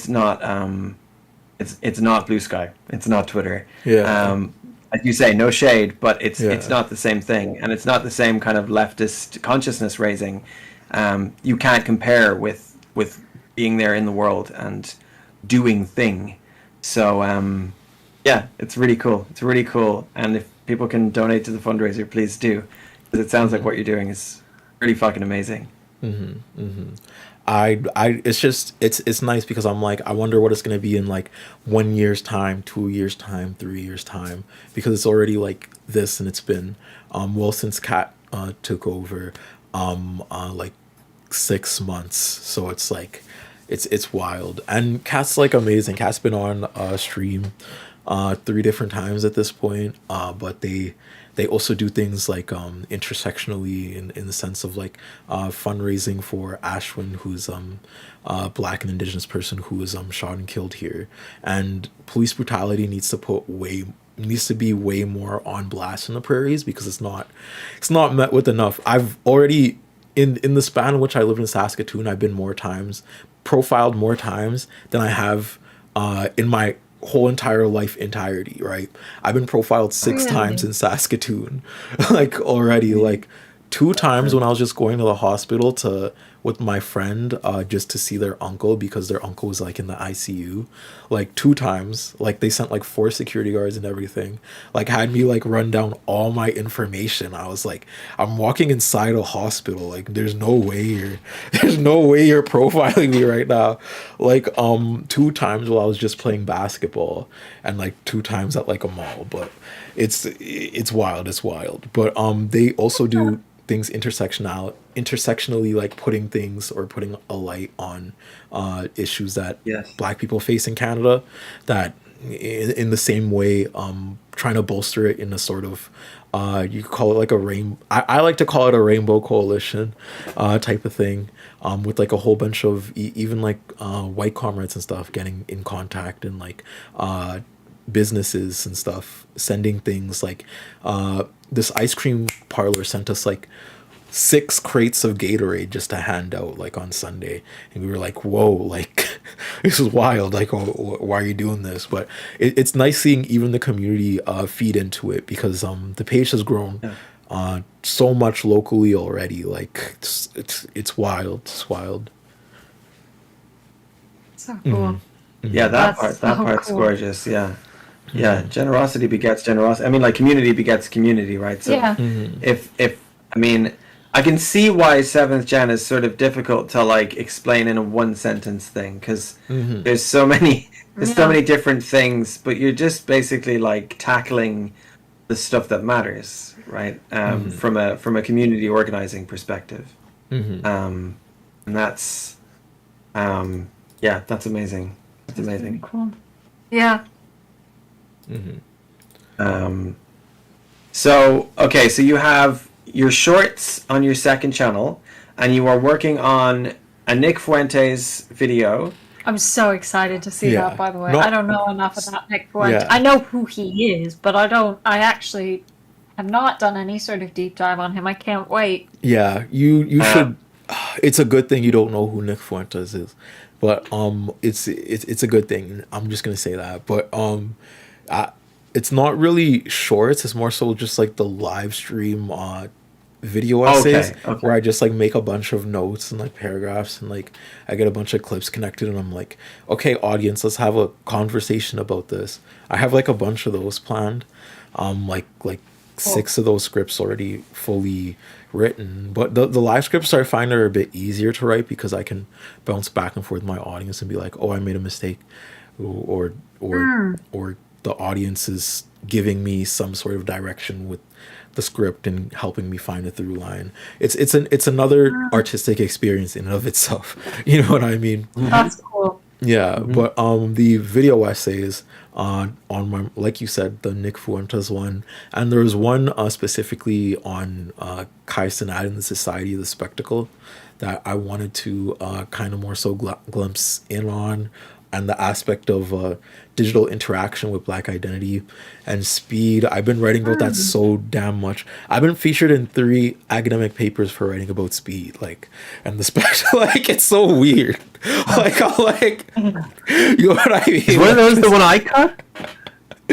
Just, I know you talking about speed because I edited one of those videos. yeah, right. That one was real good. That one was my first crack at it. But that one centered way more on the aspect of community, and I'm sad about that one because that one was supposed to end like on the aspect of like announcing like Cornbread or Rainbread Tube, then shouting at a whole bunch of people. But I was just like, YouTube Black had me in a very predatory contract. I'm just saying that. Very predatory contract. So yeah, but You had it's to do a ton of videos that like really fast, didn't you? yeah, it burnt me out. Like I had to take like a 5-month break after that. Like it burnt me out. But my whole video essayist journey is me like being consistent for like 6 months and then stopping, and then being consistent for 6 months and then stopping. So it's like I don't think my audience is even like aware that I get burnt out during those periods or whatever. But like yeah, that's what my ADHD brain functions like. I have so much passion. I was gonna say. Yeah. So much passion. That's how I'd be if I wasn't working with Neely. Because when I'm in the burnout period, I have Neely being like, "Okay, come on though, let's make a video. Come on." A little bit. Little bit, yeah. Somewhere between. But I get it. You do the thing when you're like, I'm doing it, and then it's like, oh, like I'm so burnt out now. I did too much of it. I Yeah. put everything into it. Yeah. Now I just want to sleep. Yeah. Like the worst video I ever did was my third last video I posted. The anime video was probably the worst video I ever, like script wise and everything. But I put like a month's worth of editing into like the actual edit, and it had so much new edits. The act 1 was edited so differently, the intro was edited so differently, but it was one of the worst scripts I've ever written. It was like and I was like, oh my god, I don't know why I didn't put all that effort into something else. But it was during like December and that month where like that lull period do you ever feel lull periods in the winter? Okay, yeah. Is this a North American thing, like being acclimated to like the North American winters? I mean, I think like where we are is close to the Arctic Circle. Oh yeah. We have like a muck that keeps us kind of temperate for now, but it gets pretty like in the depths of winter. We only have about 5 hours of daylight. Damn. It's dark like 3:30. Damn. So 3:45. reasonably maybe like 6. And then it quickly starts to get back to like, because at this point here in midsummer, it's more like I don't know, like it's like 14 or 15 hours of daylight. So I don't know what it's like right now. I mean, it's 9 o'clock. It's still pretty. This is like daylight. It's daylight out. So we get it's a mix, but yeah, like you can get to be like pretty. You miss the old vitamin D, and you stay inside to hide from the rain, and then after a while, you can get some like a real slump that enters in, and unslumping yourself is not easily done, as the man said. So yeah, for sure. I think at one point, like we had an idea that like I had an idea that we'd be like, okay, if we can make like 4 videos in a year, we can have like a winter video and a spring video and a summer video and an autumn video, and it'll be really lovely. And then of course that doesn't happen either, because it's just like, look, you make the video when you can make the freaking video, and you can't impose like shit on that. Like you cannot control. And I think that like an audience expecting you to like make the video when you're damn ready, and like it'll be like a turb video or whatever, you know, it'll feel right when it happens. Don't worry, you know. But like that being essentially the only expectation is the best way to have it. Yeah, honestly. if you like, I don't know about YouTube Black. I've only heard of them from you, but like I would find it very difficult to be working on a video and have it needing to be delivered by a certain date. Not because I wouldn't be working on it, like some videos just take ages and you're working the whole time and it takes ages. Or even in like researching, there are some days, you know this, and I'm sure you know this, there are some days where like I'm researching and I spend like 8 hours researching, and then you close all the things and it's like, all right, so I know what I'm not going to talk about now. None of that's relevant. None of that is relevant. Like, I'm closing down this pathway I thought I was going to go down or whatever, but it's like, you have to read the stuff to know you're not going to, you know, you have to explore the things to know what you're not going to cover too. And it's useful.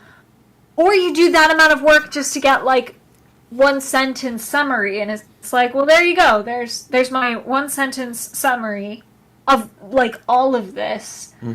And, okay.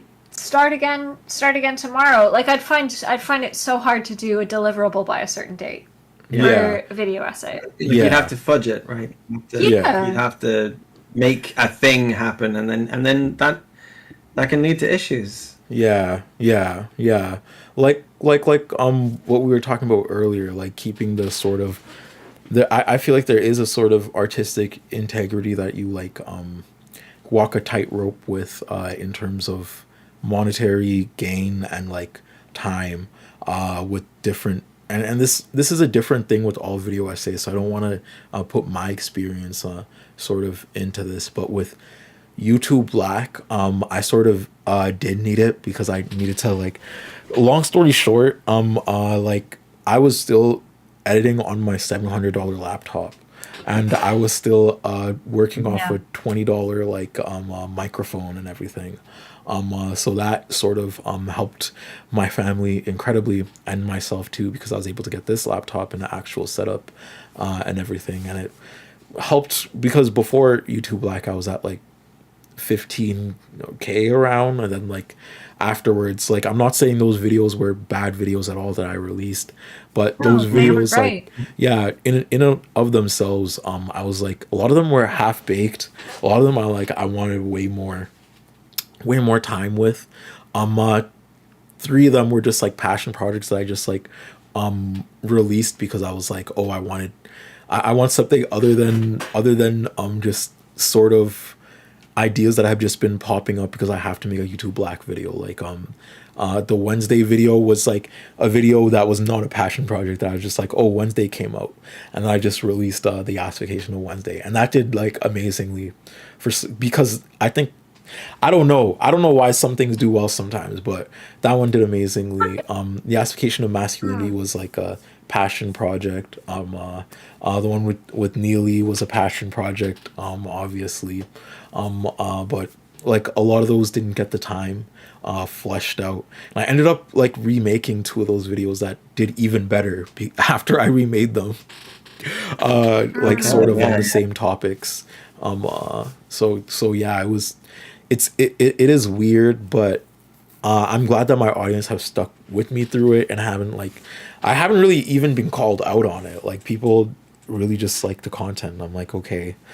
Like, you know, but yeah, I do feel that tightrope that I walk sometimes, and that's why I made my second channel on top of the first channel, so I could just put way more time into a video essay every couple months, rather than pump like a video essay and 2 commentary videos, and then another video essay, then 2 commentary videos, you know.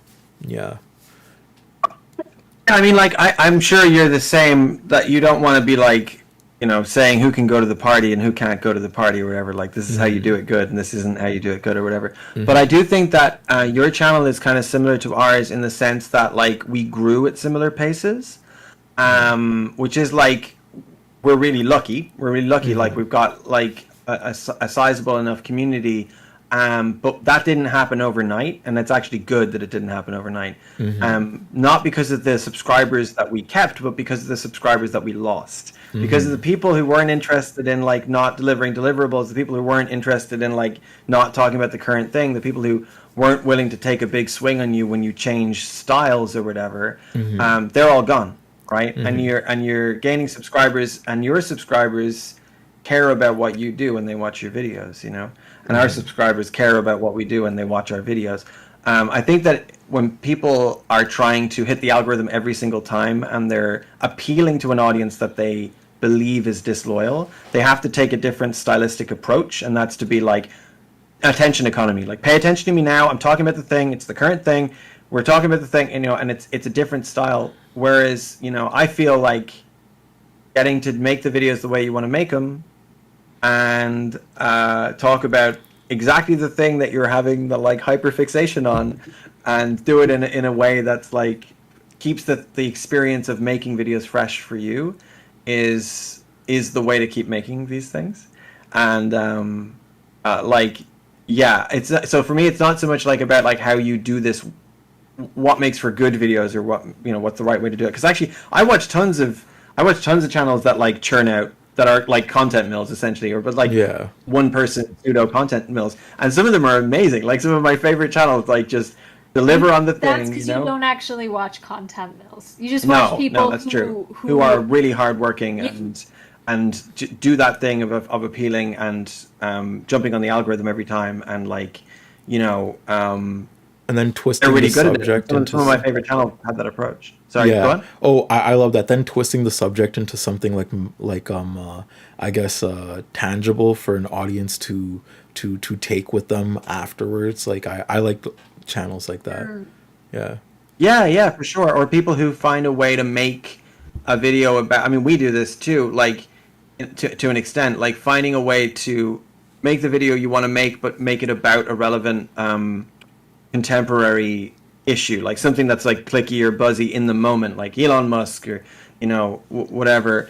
People who do that, again, I'm a big fan of a lot of people who do that, and it doesn't mean that they're not also passion projects, but I feel lucky that we don't have to have any particular approach, because our subscribers understand that our channel is a way of doing things. It's not like a style, it's just like it's a way that we'll approach making the video or whatever, and it'll be like it'll be something fun, it'll be something freaky. We'll see what happens. And I think that if you've still got people watching your videos and you've taken big breaks, you've still got people watching videos and you're remaking them, you've still got people watching your videos and like you've big creative swings, and the audience is like slowly steady state growing, that's like ideal. From my perspective, that's healthy. That's good. That means you can be a healthy and safe, sane creative, you know. So that's how I see it anyway, you know. Yeah, and it also, as you were saying earlier, it helps growing alongside people like you, or like Kaylin or Lil Bill, or all these other people who are also making their content at the same time, and like kind of being in community, or I guess because it's not really I wouldn't say like friendship in a sense of like every day like we interact with each other or hop on calls and everything, but like in a like little, I look over at your galaxy sometimes and see the video essays you're making or what you're tweeting about, you're talking about. I'm like, oh, it's cool over here, and interacting with it and whatnot. It's amazing. It's amazing that we have that we're all building our little worlds that are also interconnected, like in and of themselves. Yeah. Yeah, I think that part is one of my favorite parts of the whole thing. You know? Me too. I think that's something really specific to like leftist essays too. Like the fact that we all like go to other people for not we all, but just the convention of like quote readers, because you've read a million quotes for us, and like or done random weird things. What is the meaning of term? Yeah, you've been in a few. Yeah. But like I love that because it's like it's this thing where it's like, well, I make video essays and I also love video essays. So it's really cool to reach out to people and be like, hi Terp, I've watched your last couple videos and I really like, and do you want to read this quote? I feel like it would vibe with you in some way. Or I feel like it's the opposite from what vibes with you, and so you can like bring the vitriol because I don't like this person or whatever. Like it's fun, and like watching each other's videos is fun, and feeling like you're part of like not just a project that's trying to push society in a certain direction, but also like an artistic scene. It's cool. Yeah. I have a reminder on my phone every 2 months to treat to is it skeet when you I don't know. I just call it tweeting. Okay. I'm just like I'm tweeting on Blue Sky. Yeah, I'm calling it tweeting too. I'm sorry for the skeeters out there, but like every 2 months, like I tweet, when's the next Leftist Cooks video on Blue Sky? Every 2 months. I'm like, I have to see it. I know. Yeah. Okay. Neely told me this. Neely's like, I'm like, no, we don't. Neely's like, we really have to get this next video out. And I'm like, well, nobody said anything yet. And Neely's like, Turb has. Turb said something. People have replied and loved the skeet. I'm sorry. I'm okay for the audience. I'm so sorry. The audience, y'all have to understand. Like, there's a lot of this video essay space too is very new too. Like, I've only been making content consistently for like 2 years. So like growing up. I mean, sorry, not growing up. Like a lot of this, I've been a consumer, and the Leftist Cooks, I've been consuming just as much as like FD, T Noir, Shanspeare, Fab Socialism.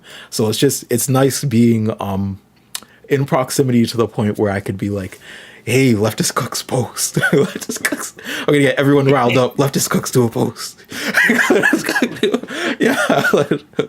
Because I love the Leftist Cooks and I love those videos. Have made this video happen at least a week, if not a month earlier than it otherwise would have happened. Oh, I'm sorry. No, it's good. It's good. Good. It's exactly the right kind of pressure. It's actually not pressure. It is okay. So you have a reminder. Okay, so that's what's going on here, and now I can just like not worry about it. Yeah. So not too much pressure, because literally every 2 months, like on my reminder app, I will go to. I have a reminder app to go to your YouTube page to check, and if I don't see a new video, then I will tweet it. Yeah. That's right. Yeah. That's it's been a construct. Okay, but do you feel a sense of like just general pressure when it's been a while since you've made a video? Definitely. Well, I've been content creating since I was like 22. I'm 25. I'm about to be 25 November 24th. And the No, 21 because I was TikTok. And I immediately, from the start of content creating, like caught a sort of wind or traction. Like I didn't have to post much videos. So immediately I was getting views and clicks and comments and everything. And like the first 2 months of content creation on TikTok, I went from like 0 to like 20K. And immediately I just had like this fan base that was like raving, like more videos. So like that whole year-ish and a half period, I made 2 different accounts that both hit 100K, then were banned. And then I made another account, the one that I do have now. And like during that whole period, I was just thinking, about the numbers and analytics, you know what I mean? Just like a young adult would think about. I was just looking at the numbers and I was like, oh, there's more numbers. There's more of this. I wasn't really thinking about the art because short form is very, very easy to get out. And although I was putting like the most amount of effort, let me not Let me not say I was just clip farming, chat, because I was up for like 8 hours a night just editing, because I was like, oh, there's a new pathway to art that I can do. But I was Yeah. getting 3 videos out a night, editing them 8 hours a night, and just posting them, and more so just looking at the numbers. It was more so after I got banned off TikTok and I was on YouTube, and starting video essaying as a whole. With my first commentary video, it was kind of the same way, where I was like, I just want to get like these 10-minute commentary videos. I want to get these 10-minute videos out as quick as I can. And then I got like 0 to like 5K in like the span of a couple months. And then FD found me, and then FD gave me the shout out. But after I was like, okay, I'm in FD's territory, because I watched FD a little bit and Khadija and everyone. I was like, I want to make better videos, right?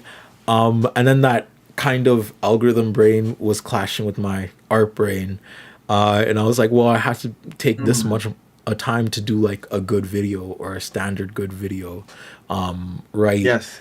And then that just in and of itself became like a battle that I still kind of am in, essentially. Yeah. Where like I will see the numbers dwindle, and I'll be like, oh well, if I get a video out right now, it'll do like an amazing amount of views. But if I get a video out right now, it's gonna be not the one I want to get out right now. I don't like I don't want to talk about the current, or maybe I want to teeter away from the current social context of the algorithm, whether it's like in maybe it's like in drama with like the debate bros right now or something. I don't want to commentate on that. I wanted to wait for my own little baby to drop in some sort of way. So even like waiting for like tides and waiting for times is tricky.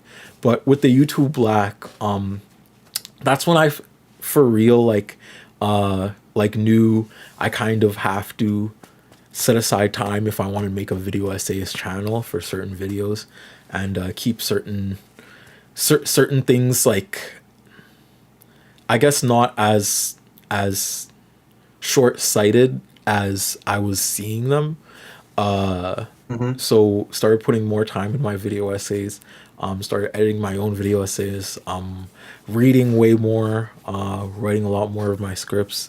But yeah, I still feel that way. Like, as of now, I haven't dropped a video essay in like 4-ish months. Just because I've been doing the side channel stuff and trying to go to more protests and trying to read more, because I always had to have month periods where I'm just like reading instead of just writing constantly, or else I'll tunnel vision myself, and sometimes even dip into doomerism, which I have a lot in the past, sadly. That will happen. Yeah. But that same weight is still there, but it alleviates when I'm doing things for my second channel.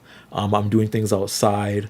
I'm getting other things done, so I don't have to just look at the analytics in terms of like, how am I gonna feed myself through these analytics, you know what I mean, and be like, oh well, I can take a step back, do a bunch of short side channel videos, and organize with the people I love in front of me, recharge my battery, and get back to video essaying, you know what I mean. And yeah, I'm sorry for, I love to go on rants too. Y'all need to stop me sometimes when I go on rants. But yeah. Well, that's why we're in this business. Okay, well, first of all, Sarah just had to run away. Baby woke up a little bit, so we'll see. Hopefully Sarah will rejoin us. But that's what happened there. We've And already otherwise, had yeah, you I mean, for like an hour though, so like whenever you want, you could also hop off, because I know you gotta get back to it, and you gotta also come back with this video essay, and it has to be a banger. It's always, well, not it has to be a banger. I know it will be a banger. I just like I like putting definite words out there, because there's more strength to that. I mean, I'm hoping it's a banger. I think I hope that Sarah gets to come back to at least say goodbye, because we will probably have to break away before too long. But I feel like what we don't get the opportunity, we don't really get the chance to think about video content creation as like craft, as just like, I mean, I've always been the like art person, right? Like one of the best early conversations we had was on this is not a video essay. It was about like, is this art? You know, is our video essays art? And I think that's a really interesting, really fruitful question. Obviously, I love that video. I love that. I still ask that question or whatever. You know, I think it's really fruitful to ask when is something art and when does it escape it and whatever. But I've been thinking about it in terms of craft lately, and taking the art part for granted. I'm like, yeah, no, it is art, and it's really good art too, and it's really exciting. But like now, I just kind of like go to the little workshop and I work on the joists and the dovetail joints, and I build the little video essay, you know, out of wood with my bare hands, and that feels very satisfying, you know. And so, and it feels like such a like, I don't know, like a non-revolutionary thought, right? It's like, yeah, well, of course it's craft, yeah, it's like it's video making, like that's what it is. But at the same time, it's been transformative for me as a way of thinking about it, where I'm just like, okay, so you go and do the research, and you do that in a very crafty way. You do that in a very dedicated, artisanal way, where you really think about the broadest version of the subjects. Like Sarah said, with like you do the research for the stuff you don't include. And then it comes to pre-drafting, and you do that in a very crafty, dignified, artisanal way. And you pre-draft in a way that's honest about what's interesting, honest about what's true, honest about what you are most passionate about, honest about how it impacts you emotionally. And then you draft it, and when you draft it, you kill darlings, and you care about sounding like you know what sounding like you sounded like you care, and sounding like you are on this, you are in charge of this subject for the audience. And if you're not, then you're being vulnerable, and you're not being a dickhead about it. You know, you're not like compensating for the fact that you don't even understand a concept, so you're just saying a bunch of stuff. You're not compensating for the fact that you haven't done your homework or whatever. And so I've been thinking, and then at each point, you know, like then you produce it and you film it in such a way that it's like you're a crafts person, you consider it artisanally, and you film it and you express yourself creatively, but you know what you're doing and you consider it very carefully, and then you edit it in a way that is dignified. And even if it's completely off the wall editing that's like, you know, borrowing from Turb style, and it's like, no, we're gonna like cut, and it's gonna be like boom, boom, boom, boom, you know, Gen Z shit. Even if you do that, you do that in a dignified way. You do that in a meaningful, considered, intentional way, right? Which is something I've done. I've gone like, no, this needs to be like a bit that's edited like we're like angry at the video. And Sarah's like, okay, Neely. You know. Anyway, you did get to come back. That's good. I got to come back.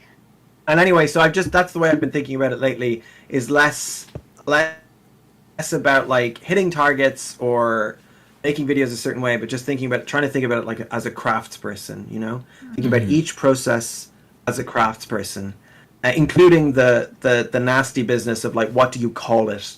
And what kind of thumbnail do you make, you know? Like, even if you don't like that, I don't like that part of the process, but I can still approach it as a craftsperson and be like, okay, well, thumbnails have a certain purpose, and they can be beautiful if you just know what they're for, and know what they cannot do, and know what they should not do. You know, then you can just about.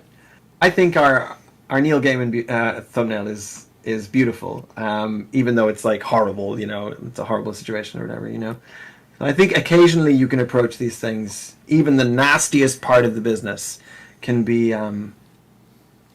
crafty and artisanal, at least. It's very easy for you to say, because I just got absolutely trounced. My thumbnails got trounced for the last video. Oh, what, by the A-B choice thing? Yeah. Oh, yeah. A/B test. But you gotta try, though. Like, that could have gone either way.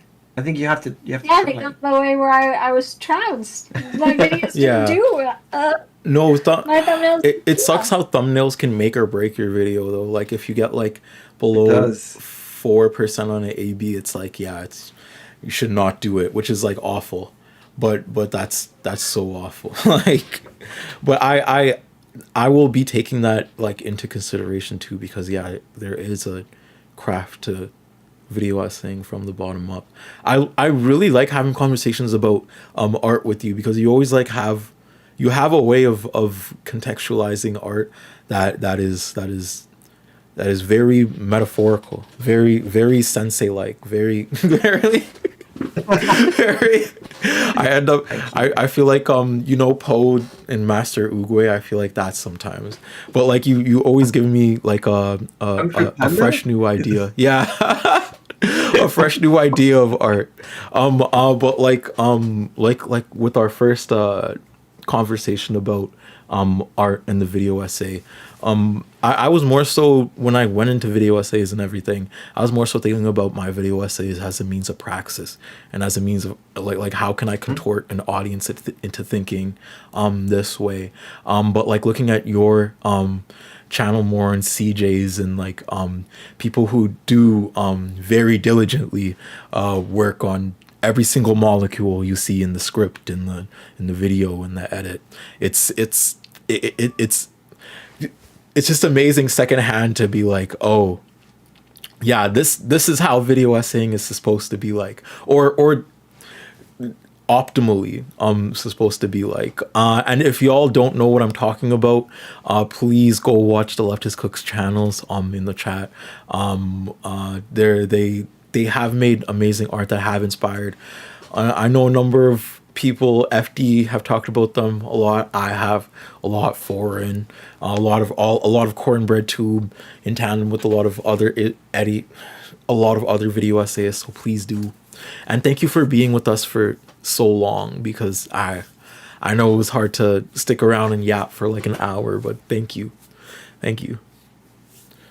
No, of course. Well, I mean, possibly as good a note as any to wish you good luck with the rest of the stream and say thank you so much for having us. Yeah, we thank you so much for having us, and we should, this stream, I'm looking at the comments and the link to donate is pinned and everything. So if you're somebody watching, you should think about donating if you can, because I don't know, I find what you're doing super inspiring. Like, just be as I don't know. The bits you've shared and the things I've seen, like even just being in the Discord for being able to stream here, I'm like, oh, like all the meals look so nice. Like it just seems so... Yeah, they all seem so lovely. Yeah. Like, I don't know, I really love making videos. I really love building community, but it's like really different seeing like, I don't know, seeing you actually building in-person community and doing really tangible work. But I don't know, I find it really inspiring. Yeah, and you're a part of that. You are. I don't even think a lot of people know where Saskatoon is on a map. So the hardest thing is correlating the aspect of praxis to on the grounds.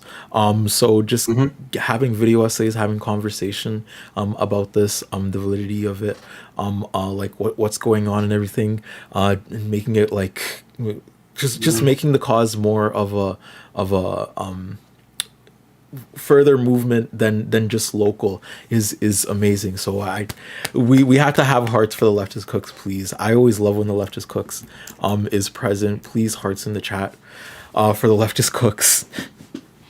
It's been amazing again. It's always amazing when we have conversation. I will leave you to the kiddo though, because that is something that is present yeah, in the background. Absolutely. Well, good luck with the rest of the stream. Have fun, and don't burn yourself out, and play more Roblox. Yeah, we will play Roblox and not burn ourselves out. Okay, we'll catch you. Oh, you did. Okay. Okay. That was the Leftist Cooks, guys.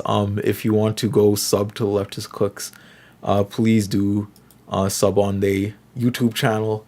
They make really good stuff. Like when I say they're probably verbatim one of my favorite essayists on the channel, I'm not lying. I'm not lying. They do really good stuff.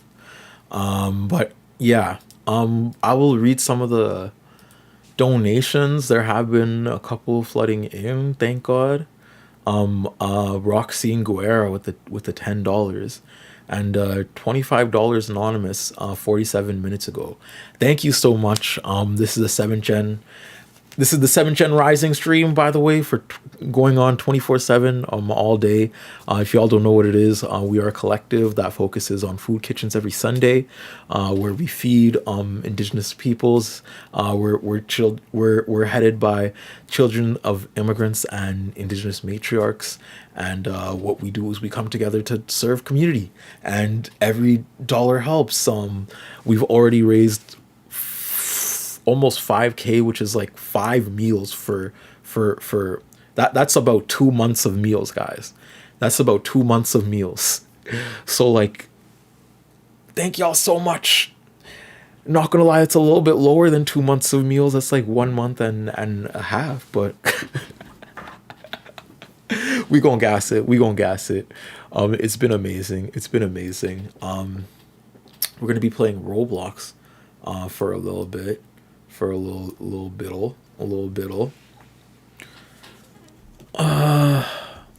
then tune into some other stuff. By the way, if anybody, wait, what happened? Where'd my chat go? Where'd my camera go? The link is in the pinned, more talk. The link is in the pinned, but where'd my camera go? If anybody else wants to hop on and do a little bit of talking, just know the floor is open. The floor is always open for more people. It's been amazing. We have around 30 people in the Twitch chat, which is fun. We're just gonna use our front camera because I don't know what happened to this back camera. But let me push this. Let me get this screen in the background and push this over to the guest room.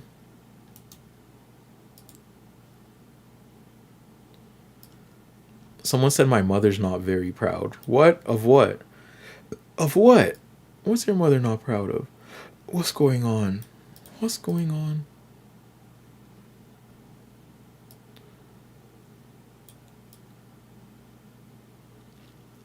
What's going on? What's going on? Oh, Danky Jabo is down. Oh my god. I was supposed to... Oh my god, you and the... No, Danky Jabo. Danky Jabo. Yeah, Danky Jabo. You see, I've been fucking up the pronunciations. If you want to hop on, Danky Jabo, wow, you can definitely hop on. We could have a... Me and Danky Jabo, though, we're gonna do something... We were gonna do something different. But if you... I'm gonna need 20 seconds just to warm up some food. So while I'm gone, please behave, chat. Please talk to each other, chat. I said no. I said my mother is very proud. Oh, I'm happy your mother is proud. I'm sorry. I don't know why I read that as my mother's not proud. For Midian Slip. Oh my god. I have a dream. But yeah. Thank y'all for chilling with me for so long. What I'm gonna do right here is, oh, we had another $25 donation by Wyatt Nickel. Oh my god, we're almost at 5K. Guys, we're gonna have to spin the wheel again. Oh my god. Hands cookies out to chat. Thank you, Punditry, for handing cookies out to the chat. Thank you for handing cookies out to the chat. I had a dream of cookies. But yeah. We're gonna take a little break.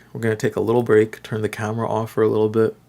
But I will be back in a little bit of time. Please wait for me. Chill with me, get some food, drink some water, do your stretches, do your Pilates while the stream is on. I don't know. We're gonna be here 24/7 all day, and we're gonna have a lot of people popping in and out of chat. So please drink some water, get hydrated, and I will be right back with you after I do that too. Hearts.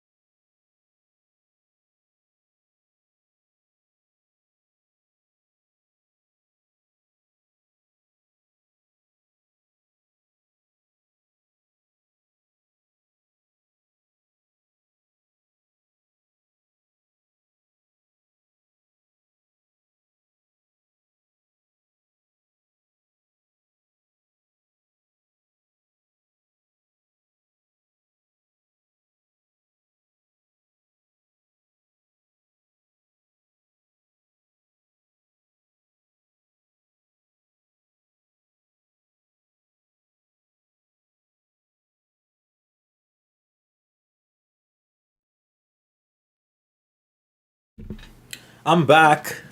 I'm back like I never left. I'm back like I never left. I'm back. I'm back. I am back.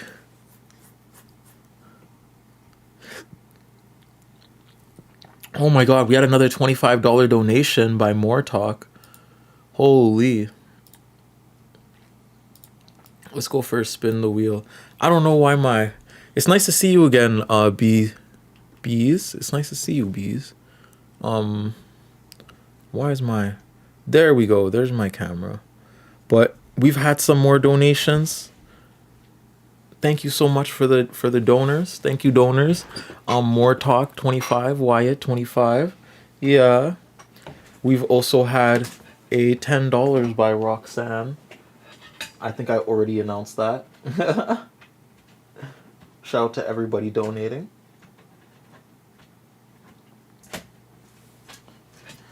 Me some big ups for y'all. I had a dreams for y'all. I had a dreams for y'all. Ooh. Let me have my phone in the charger so the camera don't die. Mushroom, I love mushroom. Okay, but anyways, we hopping back on Roblox. So for everybody that wants to join this run, my audio cut.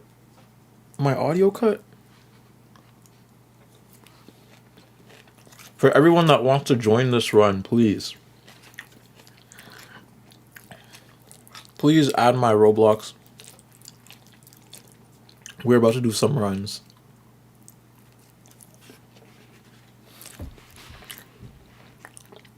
We're waiting for Denki Jabo.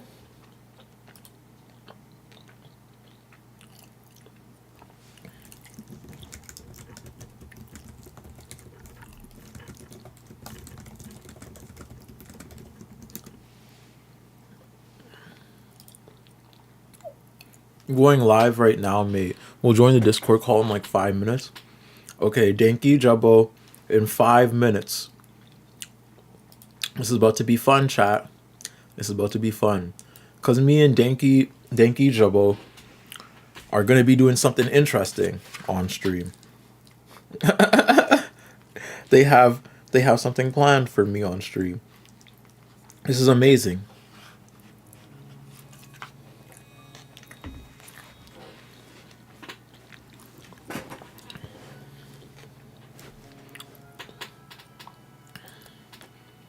Y'all see those mushrooms that are like big as boulders? I'm gonna take a bite.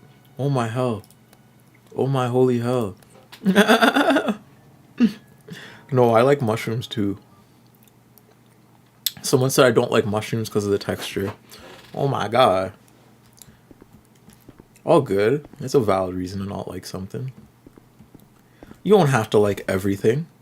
You don't have to be afraid to put your dream in action. You're never gonna fade, you're gonna be the main attraction. Not a fantasy. Just remember me when it turns alright.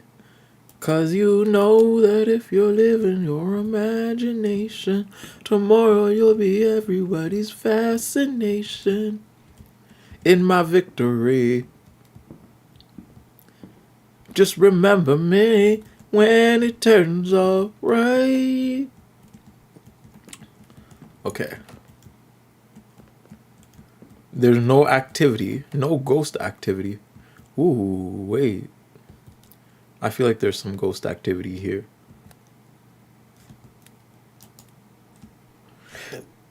Something in my bones is telling me ghost.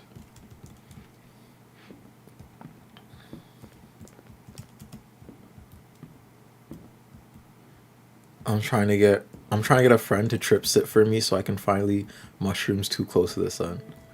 Oh, so it's here. Yup. We have this as evidence first and foremost. Do you wilt? Do the flowers wilt? Because there's no ghost orb. So it has to be some other shit. I'm gonna try the spirit box. I don't like anything soft, kind of slimy. Are you streaming with Danky Jabo? I'm about to stream. Oh! Wait, I'm about to throw in the guest room on. Take your time. Hello? Yo, hello, Tab. Okay, word. Okay, now. It's a bad time, or? No, this is a good time. This is a good time. How are you? I'm gonna up my desktop audio now so people can actually hear you. By the way, is my audio okay? Because he didn't tell me. In the last stream, I was using my fucking Facecam audio the whole time instead of my actual camera audio. Okay. Is the audio okay, chat? I think the audio's coming okay out for me. It was horrific. Okay, I'm sorry. Yeah. It's all good. It seems like it's coming out okay for me though. Chat, put the ones up. Please throw the ones if Danky Jabo is okay. Please throw the ones. Say W Danky Jabo, L Danky Jabo. What's going on? Audio's good, guys. I know the audio is good for the stream. It's a matter of whether or not the audio is okay for on Turb's stream. Last time I was on it, I was using the Facecam audio, and it sounded like I had no idea what I was doing, and I was very insulted by that because you didn't mention it, which makes me feel as though the fact you didn't mention it makes me feel like he's just a fucking idiot. Like he doesn't know. Like yeah, you know what I mean? I didn't know, but Piggetti said the audio sounds fine for me. Take us through it in the ones. Yeah, they're talking about the flavors of mushrooms right now. I'm so sorry, but there's a lot of ones. Flavors of mushrooms. Yeah, there's a lot of flavors of mushrooms. Hang on, the interview's fucked. Let me get the display capture up properly. Is it glitched out again? Mm-hmm. Yeah, and then we can get started on this tier list. For those who don't know what we're doing, guys, we are doing a tier list of. Wait, are we still doing this? I didn't. Yeah. Just, in case we're not allowed. Yeah. Are we throwing this on the Discord stream? Like, how are we? What are we streaming this through though? So I will send it to you. You can share your screen, and then we'll do it on your stream. Okay. Because this is the Turb show, you know. Okay. Let me. Only right. Oh God. Oh. Sorry guys, I'm fixing Turb's face cam right now. I know it's a little messed up. Thank you very much, Kirsten, for the $5. That will become $10 once again. Alright, I'll put Turb there, and then I'll maybe take myself. I'll put myself above him. There you go, subliminal messaging that. Let's go. Danky Jabo agenda. Oh my God. Awesome. Brilliant. Okay, there you go. Wait, Danky Jabo, right? Danky Jabo. Dan Kijabo, you're putting like an African twang to it, which I don't mind, to be fair, but it's all good. I've whitewashed myself, unfortunately, to make it easier for the Western tongue. Okay. But everyone's good with it. People are asking who is Turb. Turb is the fucking G. Everyone go check Turb out after this stream. And you know what? After this stream, actually, he's going to be streaming 24/7 for like the next couple of days. So give him a shout and support the cause, man. The cause is in the description. Yeah. So we are doing some theatrics today, but at the end of the day, we are raising money for a local fundraising. I mean a local initiative called the 7th Gen Rising Cast. We are 70 different people that give food out at the Comfy parking lot here in Saskatoon every Sunday. So what I wanted to do was basically just essentially raise funds because Kat and a bunch of people locally dip out of their own pockets. So I'm like, what can we do with our clout as YouTubers to support a good cause of leftism or communal solidarity? You know what I'm saying? So if you're interested in that, it's in my pinned. It's 7th Gen Rising on Chuffed. We're trying to raise as much as possible because every $1,000 is a Sunday meal. So we've already raised almost... It's in the description. It's in the description for this stream as well, if you're interested. Yep, we've already raised... And also every donation... Sorry, mate, I didn't mean... Can we keep talking at the same time? No, keep going. You go first. I was going to say, every donation, for those who just joined, every donation made to my stream will be doubled and donated to the fundraiser at the end of it all. So, whatever money is being sent to anyone is it's all going to a good cause. I've been seeing some people being like, oh, I don't want to give money to so and so in like when I put this on my community page. I need to make it clear, no one's getting it. None of us are being paid for this at all. Like, I don't know what some of you think this is. This is a complete fundraiser live stream. No one's pennying anything or pocketing anything from it. Damn, we're actually I'm taking 7 days off of the YouTube work just to raise for this. Like, we're actually actively losing money, but it's for community. Exactly. It's for community, so it's whatever. All right, let me. For those who don't know what we're doing, I discussed it with Turb in the last stream. I've made a tier list here, and you know what? I'll leave it a surprise. I'm going to say the people who are on this tier list, and we'll see if they can guess what the tier list is about. Actually, no, I'm not going to say it. I'll show it to you. Or I'll send it to you, mate. Okay. My account. Here we go. Here it is here. Okay. I'm going to send this to you on Discord. Okay, I'm waiting for it. Okay. Just me. Turb. There you go. I've sent you the link.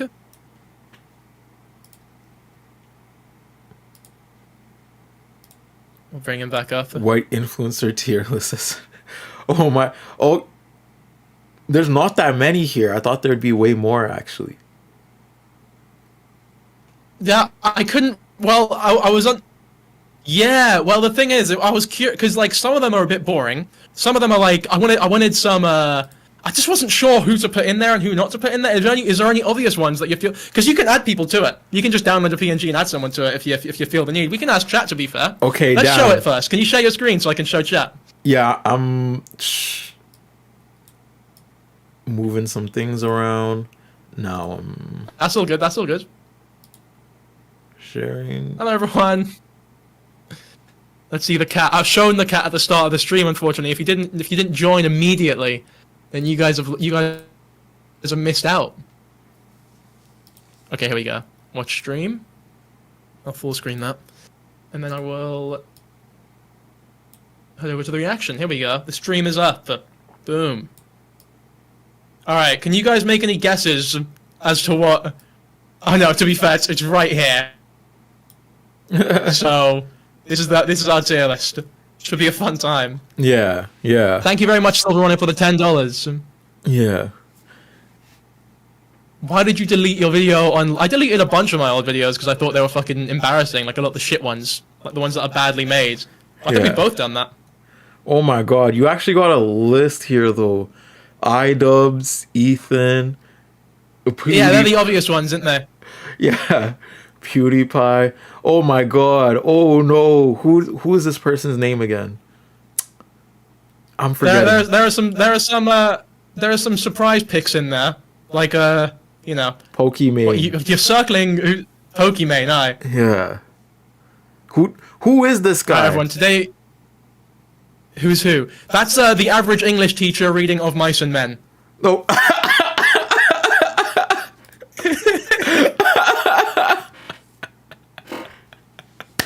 Don't kill me. Someone said, yo, Joe Rogan said the N-word. That should be the least bit of a surprise. That should be the least surprising on this list. Joe Rogan? No way. Yeah, that is the least surprising one for sure. Yeah. Okay. I'm gonna link your channel in the stream description real quick so that people can give you a shout afterwards. Can you make the screen bigger? Yeah, I'll give that a hang on, I'll try my best. We will get started on this soon enough. It's a 24/7 stream, so we're taking it slowly. By the way, Turb has been doing this for fucking ages now. I have no idea how he's kept this going or has the stamina for it. Because God knows I would have conked out fucking 2 days ago. We're good. We got the chat supporting us. Like we had a nice chat. We still have a nice chat. Had a nice chat. Yeah, they've all just turned into witch hunters now, I guess. But like, yeah, we've had a nice chat the last couple of days. We've had nice people on the Discord end of things, keeping us company, which I gotta applaud you for too, because you've been here too already one other time. Mm-hmm. I just couldn't yesterday. Yesterday, I low key died, so I had to hit a wall. We hit the wall. Yeah, I fucking understand. Yeah, but we're still going. We're still going, and we're extending it by a day too. Like we will get that day back.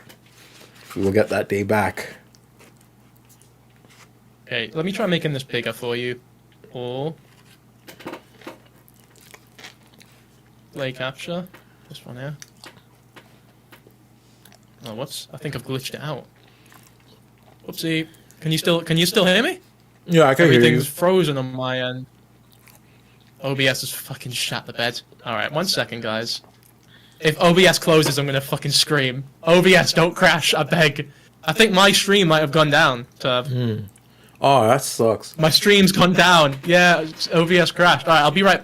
It's fine, I'm still on yours. I will just reopen OBS.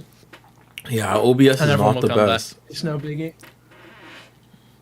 I'm not gonna lie, like you got Yeah, like my a stream couple went down. sources in there, and it's getting laggy. Gets laggy. Streamlabs. No, you use OBS, Marn. Sorry, I shouldn't say your name. Don't worry about it, Marn. Fuck's sake.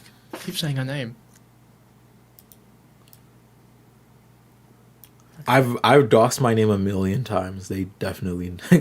I know. I don't want to out her because every now and then, when the whole fucking controversy was going down, people would like found her account and were like, "Your boyfriend's cheating on you with a YouTuber." Yeah. That's tough. That's tough.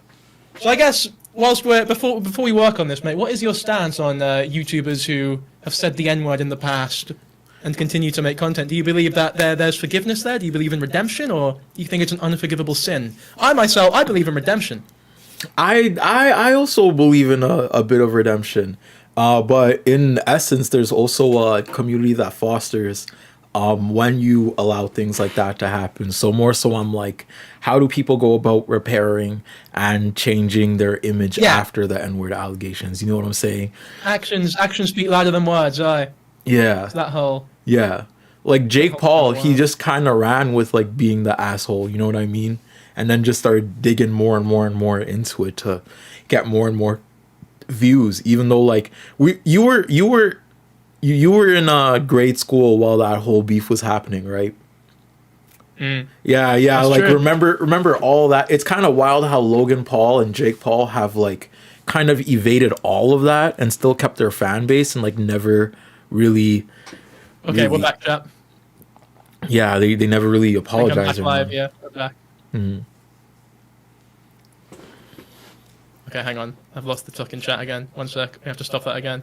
Mate, this is fucking shocking. Sorry about this, mate. It's fine. OBS It's fine. is literally.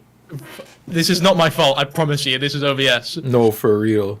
OBS was tripping in the morning too. Like Yeah, but I'm with you. down. Actions speak louder than words. But there is definitely. I think there are a lot of you. I think a lot of the people on this tier list have redeemed themselves.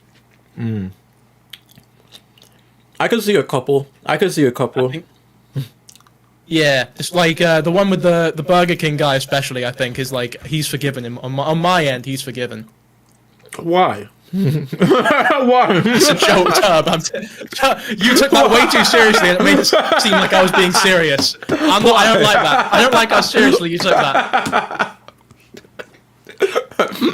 Look, flying on a plane can be stressful every now and then, you know.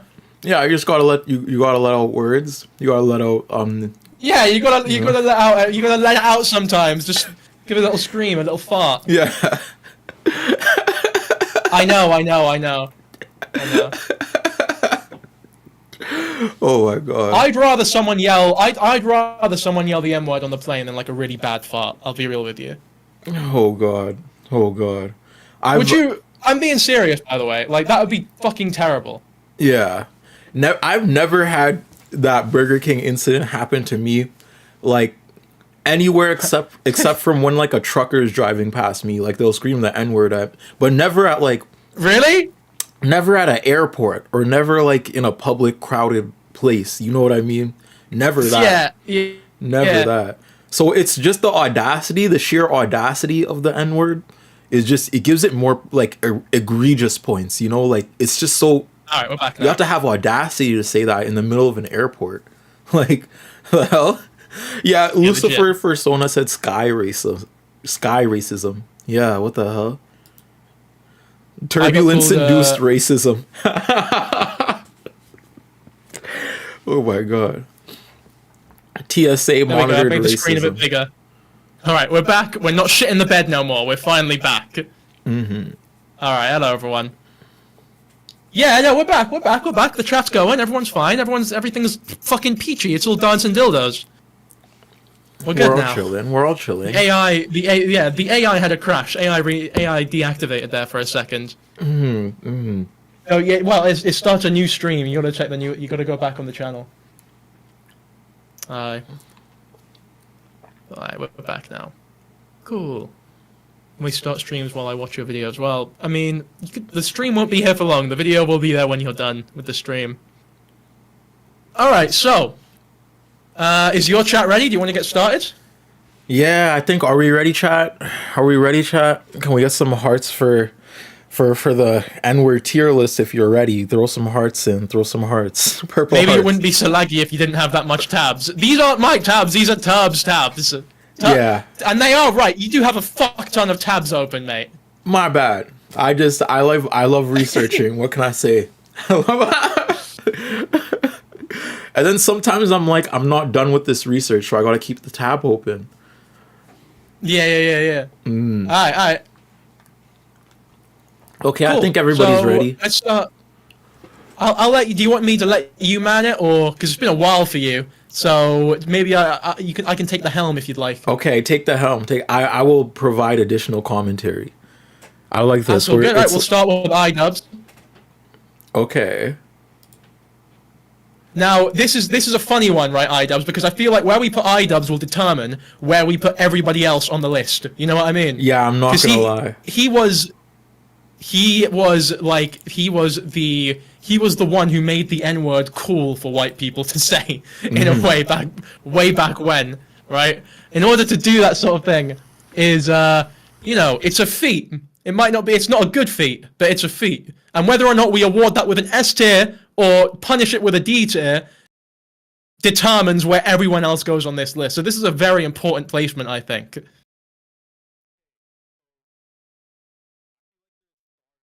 You're cutting off, Turb. I cannot hear you. Hello? Okay. Hello, yeah, you're good Sorry, now. I had to fix my camera, but I feel like there's stars to this, right? Like, there's a star level of first influence. Like, we have to do that because I feel like iDubbbz was a 5-star influence on the white boy saying the N-word. Like, iDubbbz was. I also want to add. I think we should also take into account how black they sound saying it. Like, if it sounds natural coming off their tongue. You know what I mean? Like, when iDubbbz says it, he sounds white as fuck, and I feel like he loses points for that. Yeah, he does. But there was no effort. Yeah. I don't know where iDubbbz is from, but he does sound like a farm boy when he says that. He sounds like his great grandfather, like, is channeling that energy through him, like on some, One for All. Yeah. like That's racist- from that fucking like, anime. Like he's like the Deku of racism. What, you think that's iDubbbz saying the N-word? Yeah. I hear that. So I 'Cause think it's like when he says it, you can just imagine him like taking over some shit. It's insane. Yeah, I feel like he loses points for that. Yeah. I think we got to put him up because of that. Because he's just I agree. Yeah, like what do we think of the responses as well? And I feel like with the controversy around him and everything, and how much years, like, because it took this guy 3 years to rebrand. Like, it took this man a while to rebrand. Like, and he rebranded like into like causes for Palestine and causes for like in world events. So I would put this at an S from start to ending, because he started off at like the highest of the mountain, and now he fell off, and like people are making videos about how he fell off, like the incel slop tubers, you know what I'm saying? They're like, oh, he fell off because of his girlfriend, da da da da da. But no, he just fell off. Pretty mad. Keep going. It's pretty mad. People are like, we miss the old iDubbbz who said the N-word. Like, this is you fell off, man. You need to get back to saying the N-word again. Yeah. But also, in my mind, it's like the reason iDubbbz fell off, and this is actually important. This isn't because of his girlfriend or any of that shit. It's because the content went downhill. Like, when he stopped making those documentaries and shit, he started making like really weird boring videos, and I think that's the real reason he fell off. Like, if he went woke or whatever you want to call it, but he still made great content, I don't think anybody would really give a fuck. Yeah, yeah. And even the content cops were like, there's some shit that, looking back, my god, it was harmful. But the videos themselves were like peak YouTube back then. Yeah, that's what content cops were. I guess the soul of content cops and why their subjective discussion was had so much in like in the circle of young boys, because iDubbbz would be like, this is your favorite YouTuber and this is why they suck intrinsically, right? And we kind of needed that for people like Jake Paul and people like RiceGum and stuff. Like, I will say, iDubbbz deserves a little bit of recognition for ending RiceGum's career. Like, I'm with you. I'm with you on that one. I thought RiceGum would never fall off. And then iDubbbz came on and just changed his whole public perception with one drop. Even though he was getting millions on millions on millions of views, you know. So even iDubbbz in and of himself is so influential in his space. So to see him stop being racist, it showed me like, oh, there's some hope for some people. Yeah, I'm with you. Yeah. So I think S is a good shout. Yeah. Yeah. I think S is a good shout. Yeah. All right, next. Everyone's favorite. H3H3. Now, look, I don't know too much about... I don't indulge myself in the politics of people on the internet too much, like Hassan or H3H3, because in my mind, I would much rather focus on the actual situation as opposed to some random internet people's opinions on the situation and their whole like arguments with it. So I don't think that is going to affect his placement here at all, unless there's something important there that you know about. Yeah, this is held here. This is someone in the chat said held here. The reason why let me reiterate, the reason why iDubbbz is so high is because of his arc. It's because of his character arc. Him going from this like very right wing, basically kind of alt-right at the time talking points, all the way to like a leftist lens. Like it was a very stark decision, and the way he's like continually trying to apologize for it, I appreciate that. So it's kind of S in terms of character arc. It's the best case scenario. Ethan is, and I also think when you think N-word YouTube, iDubbbz is the first person that comes into your mind, and for that he needs to be an S. Yeah. But Ethan, oh my god. Whereas H3H3, he's like the B-Tech iDubbbz. He's like the Walmart iDubbbz. He's like the low effort copy Temu iDubbbz. You know what I mean? In terms of saying the N-word, at least. Yeah. So I feel as though we have to immediately eliminate him from S. Yeah. I think I don't know, because H3H3 has been very influential, but like I feel like he loses points going on his whatever he's been going on the last 2 months. Because the last 2 months this man has been on like a tear, just like regressing all the way back to racism, basically like attacking. He attacked this YouTuber named Froggen all because she has a hijab, right? Like so much that he's done has just been like so like yeah, you haven't redeemed yourself. I feel like he's at a C to B, like I don't know, in my opinion. I was thinking C tier. Yeah. I was thinking C tier, so I'm happy to focus on C. Yeah. Okay, Ethan, you got a C. If I could give Ethan his own tier of hell, though, he would have his own tier of hell. Okay, now the hardest. This one's probably the hardest one. PewDiePie. This one always elicits opinions. I don't know, man. This one always elicits opinions. Yeah, you know what? You're right. This is the hardest one. You know, because there's only he wasn't as prolific as iDubbbz and H3, but his had way more of an effect. I don't know if it had more of an effect actually. It had more of an effect on YouTube, but maybe not like the wider. Oh, this is a tough one now that you say it, because I think his apology was good. I think he put a good. It was as good as it could possibly be. You know what I mean? Like, there's not really any way to say sorry for that. That isn't like bad. But in terms of like, if you were to write up the perfect apology, that would probably be it. And he's not. And he's stayed far away from that sort of thing since, and he's moved to fucking Japan. So that is like certified white boy behavior. He went from like edgy white boy jokes in the sense of like racism, like yelling the N-word and everything, in order and then like circled more into like Islamophobia in my eyes. Like the dude basically like worked with, I don't know if you know this, but the dude literally worked with this like basically alt-right neo-Nazi in Japan. And the man has since just done some really weird stuff in essence. So No, I don't wouldn't know really say- about any of that. Yeah, I wouldn't really say he's healed, but at the same time, he keeps this like so low key. Like he keeps his connections with like racist YouTubers and like racist figures, like so low key. But him being the biggest YouTuber ever and like inventing Indian racism on the internet, right when Indian people got internet, right? Like he was the first. I don't think that's fair. I don't think that's fair. You don't think that's fair? I think there's been there was Indian racism far before PewDiePie. He definitely didn't fucking help. But like when you look at characters, there are like a Pooh from The Simpsons. He was way before PewDiePie, and that's a caricature of Indian racism. To blame it all on PewDiePie, I feel as though is a little. I don't think that's fair. You don't think it's fair? You don't think it's fair? He didn't help. He didn't fucking help at all. You know what I mean? Mm-hmm. But it was quite cowardly to hide behind the irony excuse the whole time. You know what I mean? Like, no, guys, I'm only ironically being a Nazi, so it's okay. I'm only ironically wearing an SS uniform. I'm only ironically saying the N-word and saying that all Jews should die and wearing the SS uniform. So it's okay. It's all ironic. There's no problem with it. Yeah. When you do it, the irony excuse only works to a certain extent. You know what I mean? Like when you're actually inciting hate speech consistently, irony the excuse dissipates, in my opinion. Like it's not just rage bait at that point. Thank you for the £1, by the way. So what do you think? Because So this one, okay, audience, what does the audience think? What does the audience think on your side, and what does the audience what are you think on guys my saying? side? Because this is Yeah, all right, that's a good idea. What do you guys think? this is a tricky one. This is a really tricky one, and I don't want to. I have my own opinions, and I want to push it on the audience.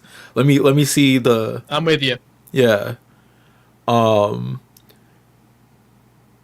There's a little bit of lag with my OBS. All right, guys.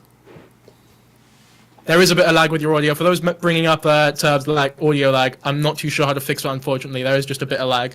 But it's, we can still understand you. Yeah, okay. Word. As long as that's okay. It's all good, because guys. even on my end too, there's a bit of a lag with my Discord. It's probably just my C to B. Yeah. I'm getting some C's and some B's. No A's, S's, or D's. C's and B's for me. I'm getting B. Oh my god. There's like What? 6 people that said D though. There's a lot of people that are saying C, Ooh. D, and B. C, I'm D, and B. getting an A here. Someone say A? I don't think we can put him below. I think he needs to be above H3. Just in terms of okay, we can both agree that in terms of influence, way more than H3. Way more than H3. H3's influence was fucking nothing. Yeah. And we're not talking about this relative in extents to like I guess. No, this is all vibes. We're doing this on. Don't take the guys. All right, can we just make it clear here? Yeah. Don't take this seriously. Yeah. Well, this is not some intellectual discussion where we're trying to like truly discover who belongs in which place because of whatever. It's a bit of fun. Yeah. I feel like if we move It's a bit of fun for a H3 down fundraiser for a to good cause. move H3 down to D and PewDiePie at B, we'll have like a good like range for where we could place people. I feel like there's going to be some people here who belong far below H3. Let's put PewDiePie at the top of seeds here, and we can change it at the end, maybe. How about that? Okay. Because they are both change it as we go awful on. in their ways, but PewDiePie is a bit more like covert Yeah. and like hides his hand a lot. Like there's a lot you actually have to like research to get into like Yeah, I'm with you. yeah. But Pokimane, what do you think about Pokimane? Pokimane is the least controversial on this list. Pokimane. The least controversial. There's that one viral clip, and I think the clip's really fucking funny, and it's very quotable. No influence really. It's just a fucking funny clip. Yeah. You guys have all seen the clip, right? I think everyone's seen it. It's pretty fucking popular. It's pretty famous. People are asking what's going on. We're doing a tier list of white influencers who have said the N-word. Although, I think this might change things. Pokimane isn't totally white. Oh. What is Pokimane? I think she's like half Moroccan. I think she's half Moroccan. Like, no way. Does she call herself North African? I don't know. I think she's half. I think she's half Moroccan, half North African. Obviously, still not black, but Yeah, like I don't know if that because changes things. there's a difference. Like when you're from Africa, you will call yourself African. I've never known Pokimane to call herself African. I always thought she was like, yeah, exactly. I'm gonna be honest, I always thought she was Eastern Asian, like almost like with a hint of it. But Moroccan Nah, is- she's half Moroccan. But I would say for Pokimane, I honestly, there's not much to it. I would say D tier. D tier. Yeah, there's Yeah. there's literally nothing. It's like I don't even think much came out of the controversy or whatever. Like Pokimane just kept making People are videos. asking to show the clip. Show the clip. Okay, I'm All right, wait. Can you do an impression of the clip if you remember it? I don't remember the clip honestly. I think it's the one You don't where rem- she's Remember it? it's the one where she's chopping things on stream, right? Yeah. No, she's on stream and she's chatting shit. Okay, I'm gonna have to pull the clip up. We're gonna have to pull the Pokimane clip. All right. Jarvis, That's all good. Jarvis, pull up the Pokimane N-word clip. They're asking for the clip. This might change some shit here. If you get it up on YouTube, it'll be on YouTube. There you go. That'll be the clip. Poster seriously for Sounds 20 fine. minutes just to shit on. No, that's not the one, bro. That's not the one. Someone- This is not the one. That's not the one. Now you gotta go back. It's the first one. It's the first one. The YouTube one. Okay. The YouTube one. That's the one. Hey, you ain't funny. That's not true. Maybe you're just boring as fuck. True. Maybe you're just boring as fuck. As hell. She really said. Yeah. She did the claps and everything. She got into She it, said. man. Bro, it rolls off the way. tongue naturally. I don't think there's any reason to, like, the funny ass clip. Oh my god. Yeah, there's. Okay, so I don't think anything came out of this though. I don't think anything came out of though. I think she might have given a maybe not a lot of people know about it, but there was a little apology at some point, I think. Oh, 3 years ago. Wow. Okay, People yeah, are it's just freaking out going because I into haven't D tier. memorized. I love this clip, mate. You know how often I quote this clip whenever my fucking cheese tells like a bad joke. You're not funny. You're not funny. Don't kill me. Don't kill me. Yeah, it's going in D tier. You're not funny. Yeah, I'm good with D tier. Now this one is a fucking important one. This one. People are saying B because it came out so natural. But we might move some shit around at the end, right? But for now, this is how it be. I'm going. Okay. This is the English teacher this one. guy here. This, for those who don't know, this is the English teacher. So, like, I'll do a wee impression, right? You're reading of Mice and Men. You get to page 47 or whatever. He's like, oh, and then so-and-so said to Candy, he turns his head, he looks at the classroom, and then he goes, right, now everyone, the word I'm about to say is not a nice word. It's a very offensive word for many people on this planet. But unfortunately, just, due to the cultural context and the point of being in this English class, unfortunately, it's just a word that we have to say for educational purposes. I don't mean anything by it. I hope no one in this room is offended by it. But brace yourselves. We have to, unfortunately, we have to say it. And then he goes ahead, he drops it. Maybe harder, maybe not. Depends on how educational he wants to be. But everyone's had this experience. Tab, did you have this experience when you were young? I had this experience multiple times. It's coming back. I had a grade 9 teacher. I had this experience. Thank you, Tank Boy, for the $2.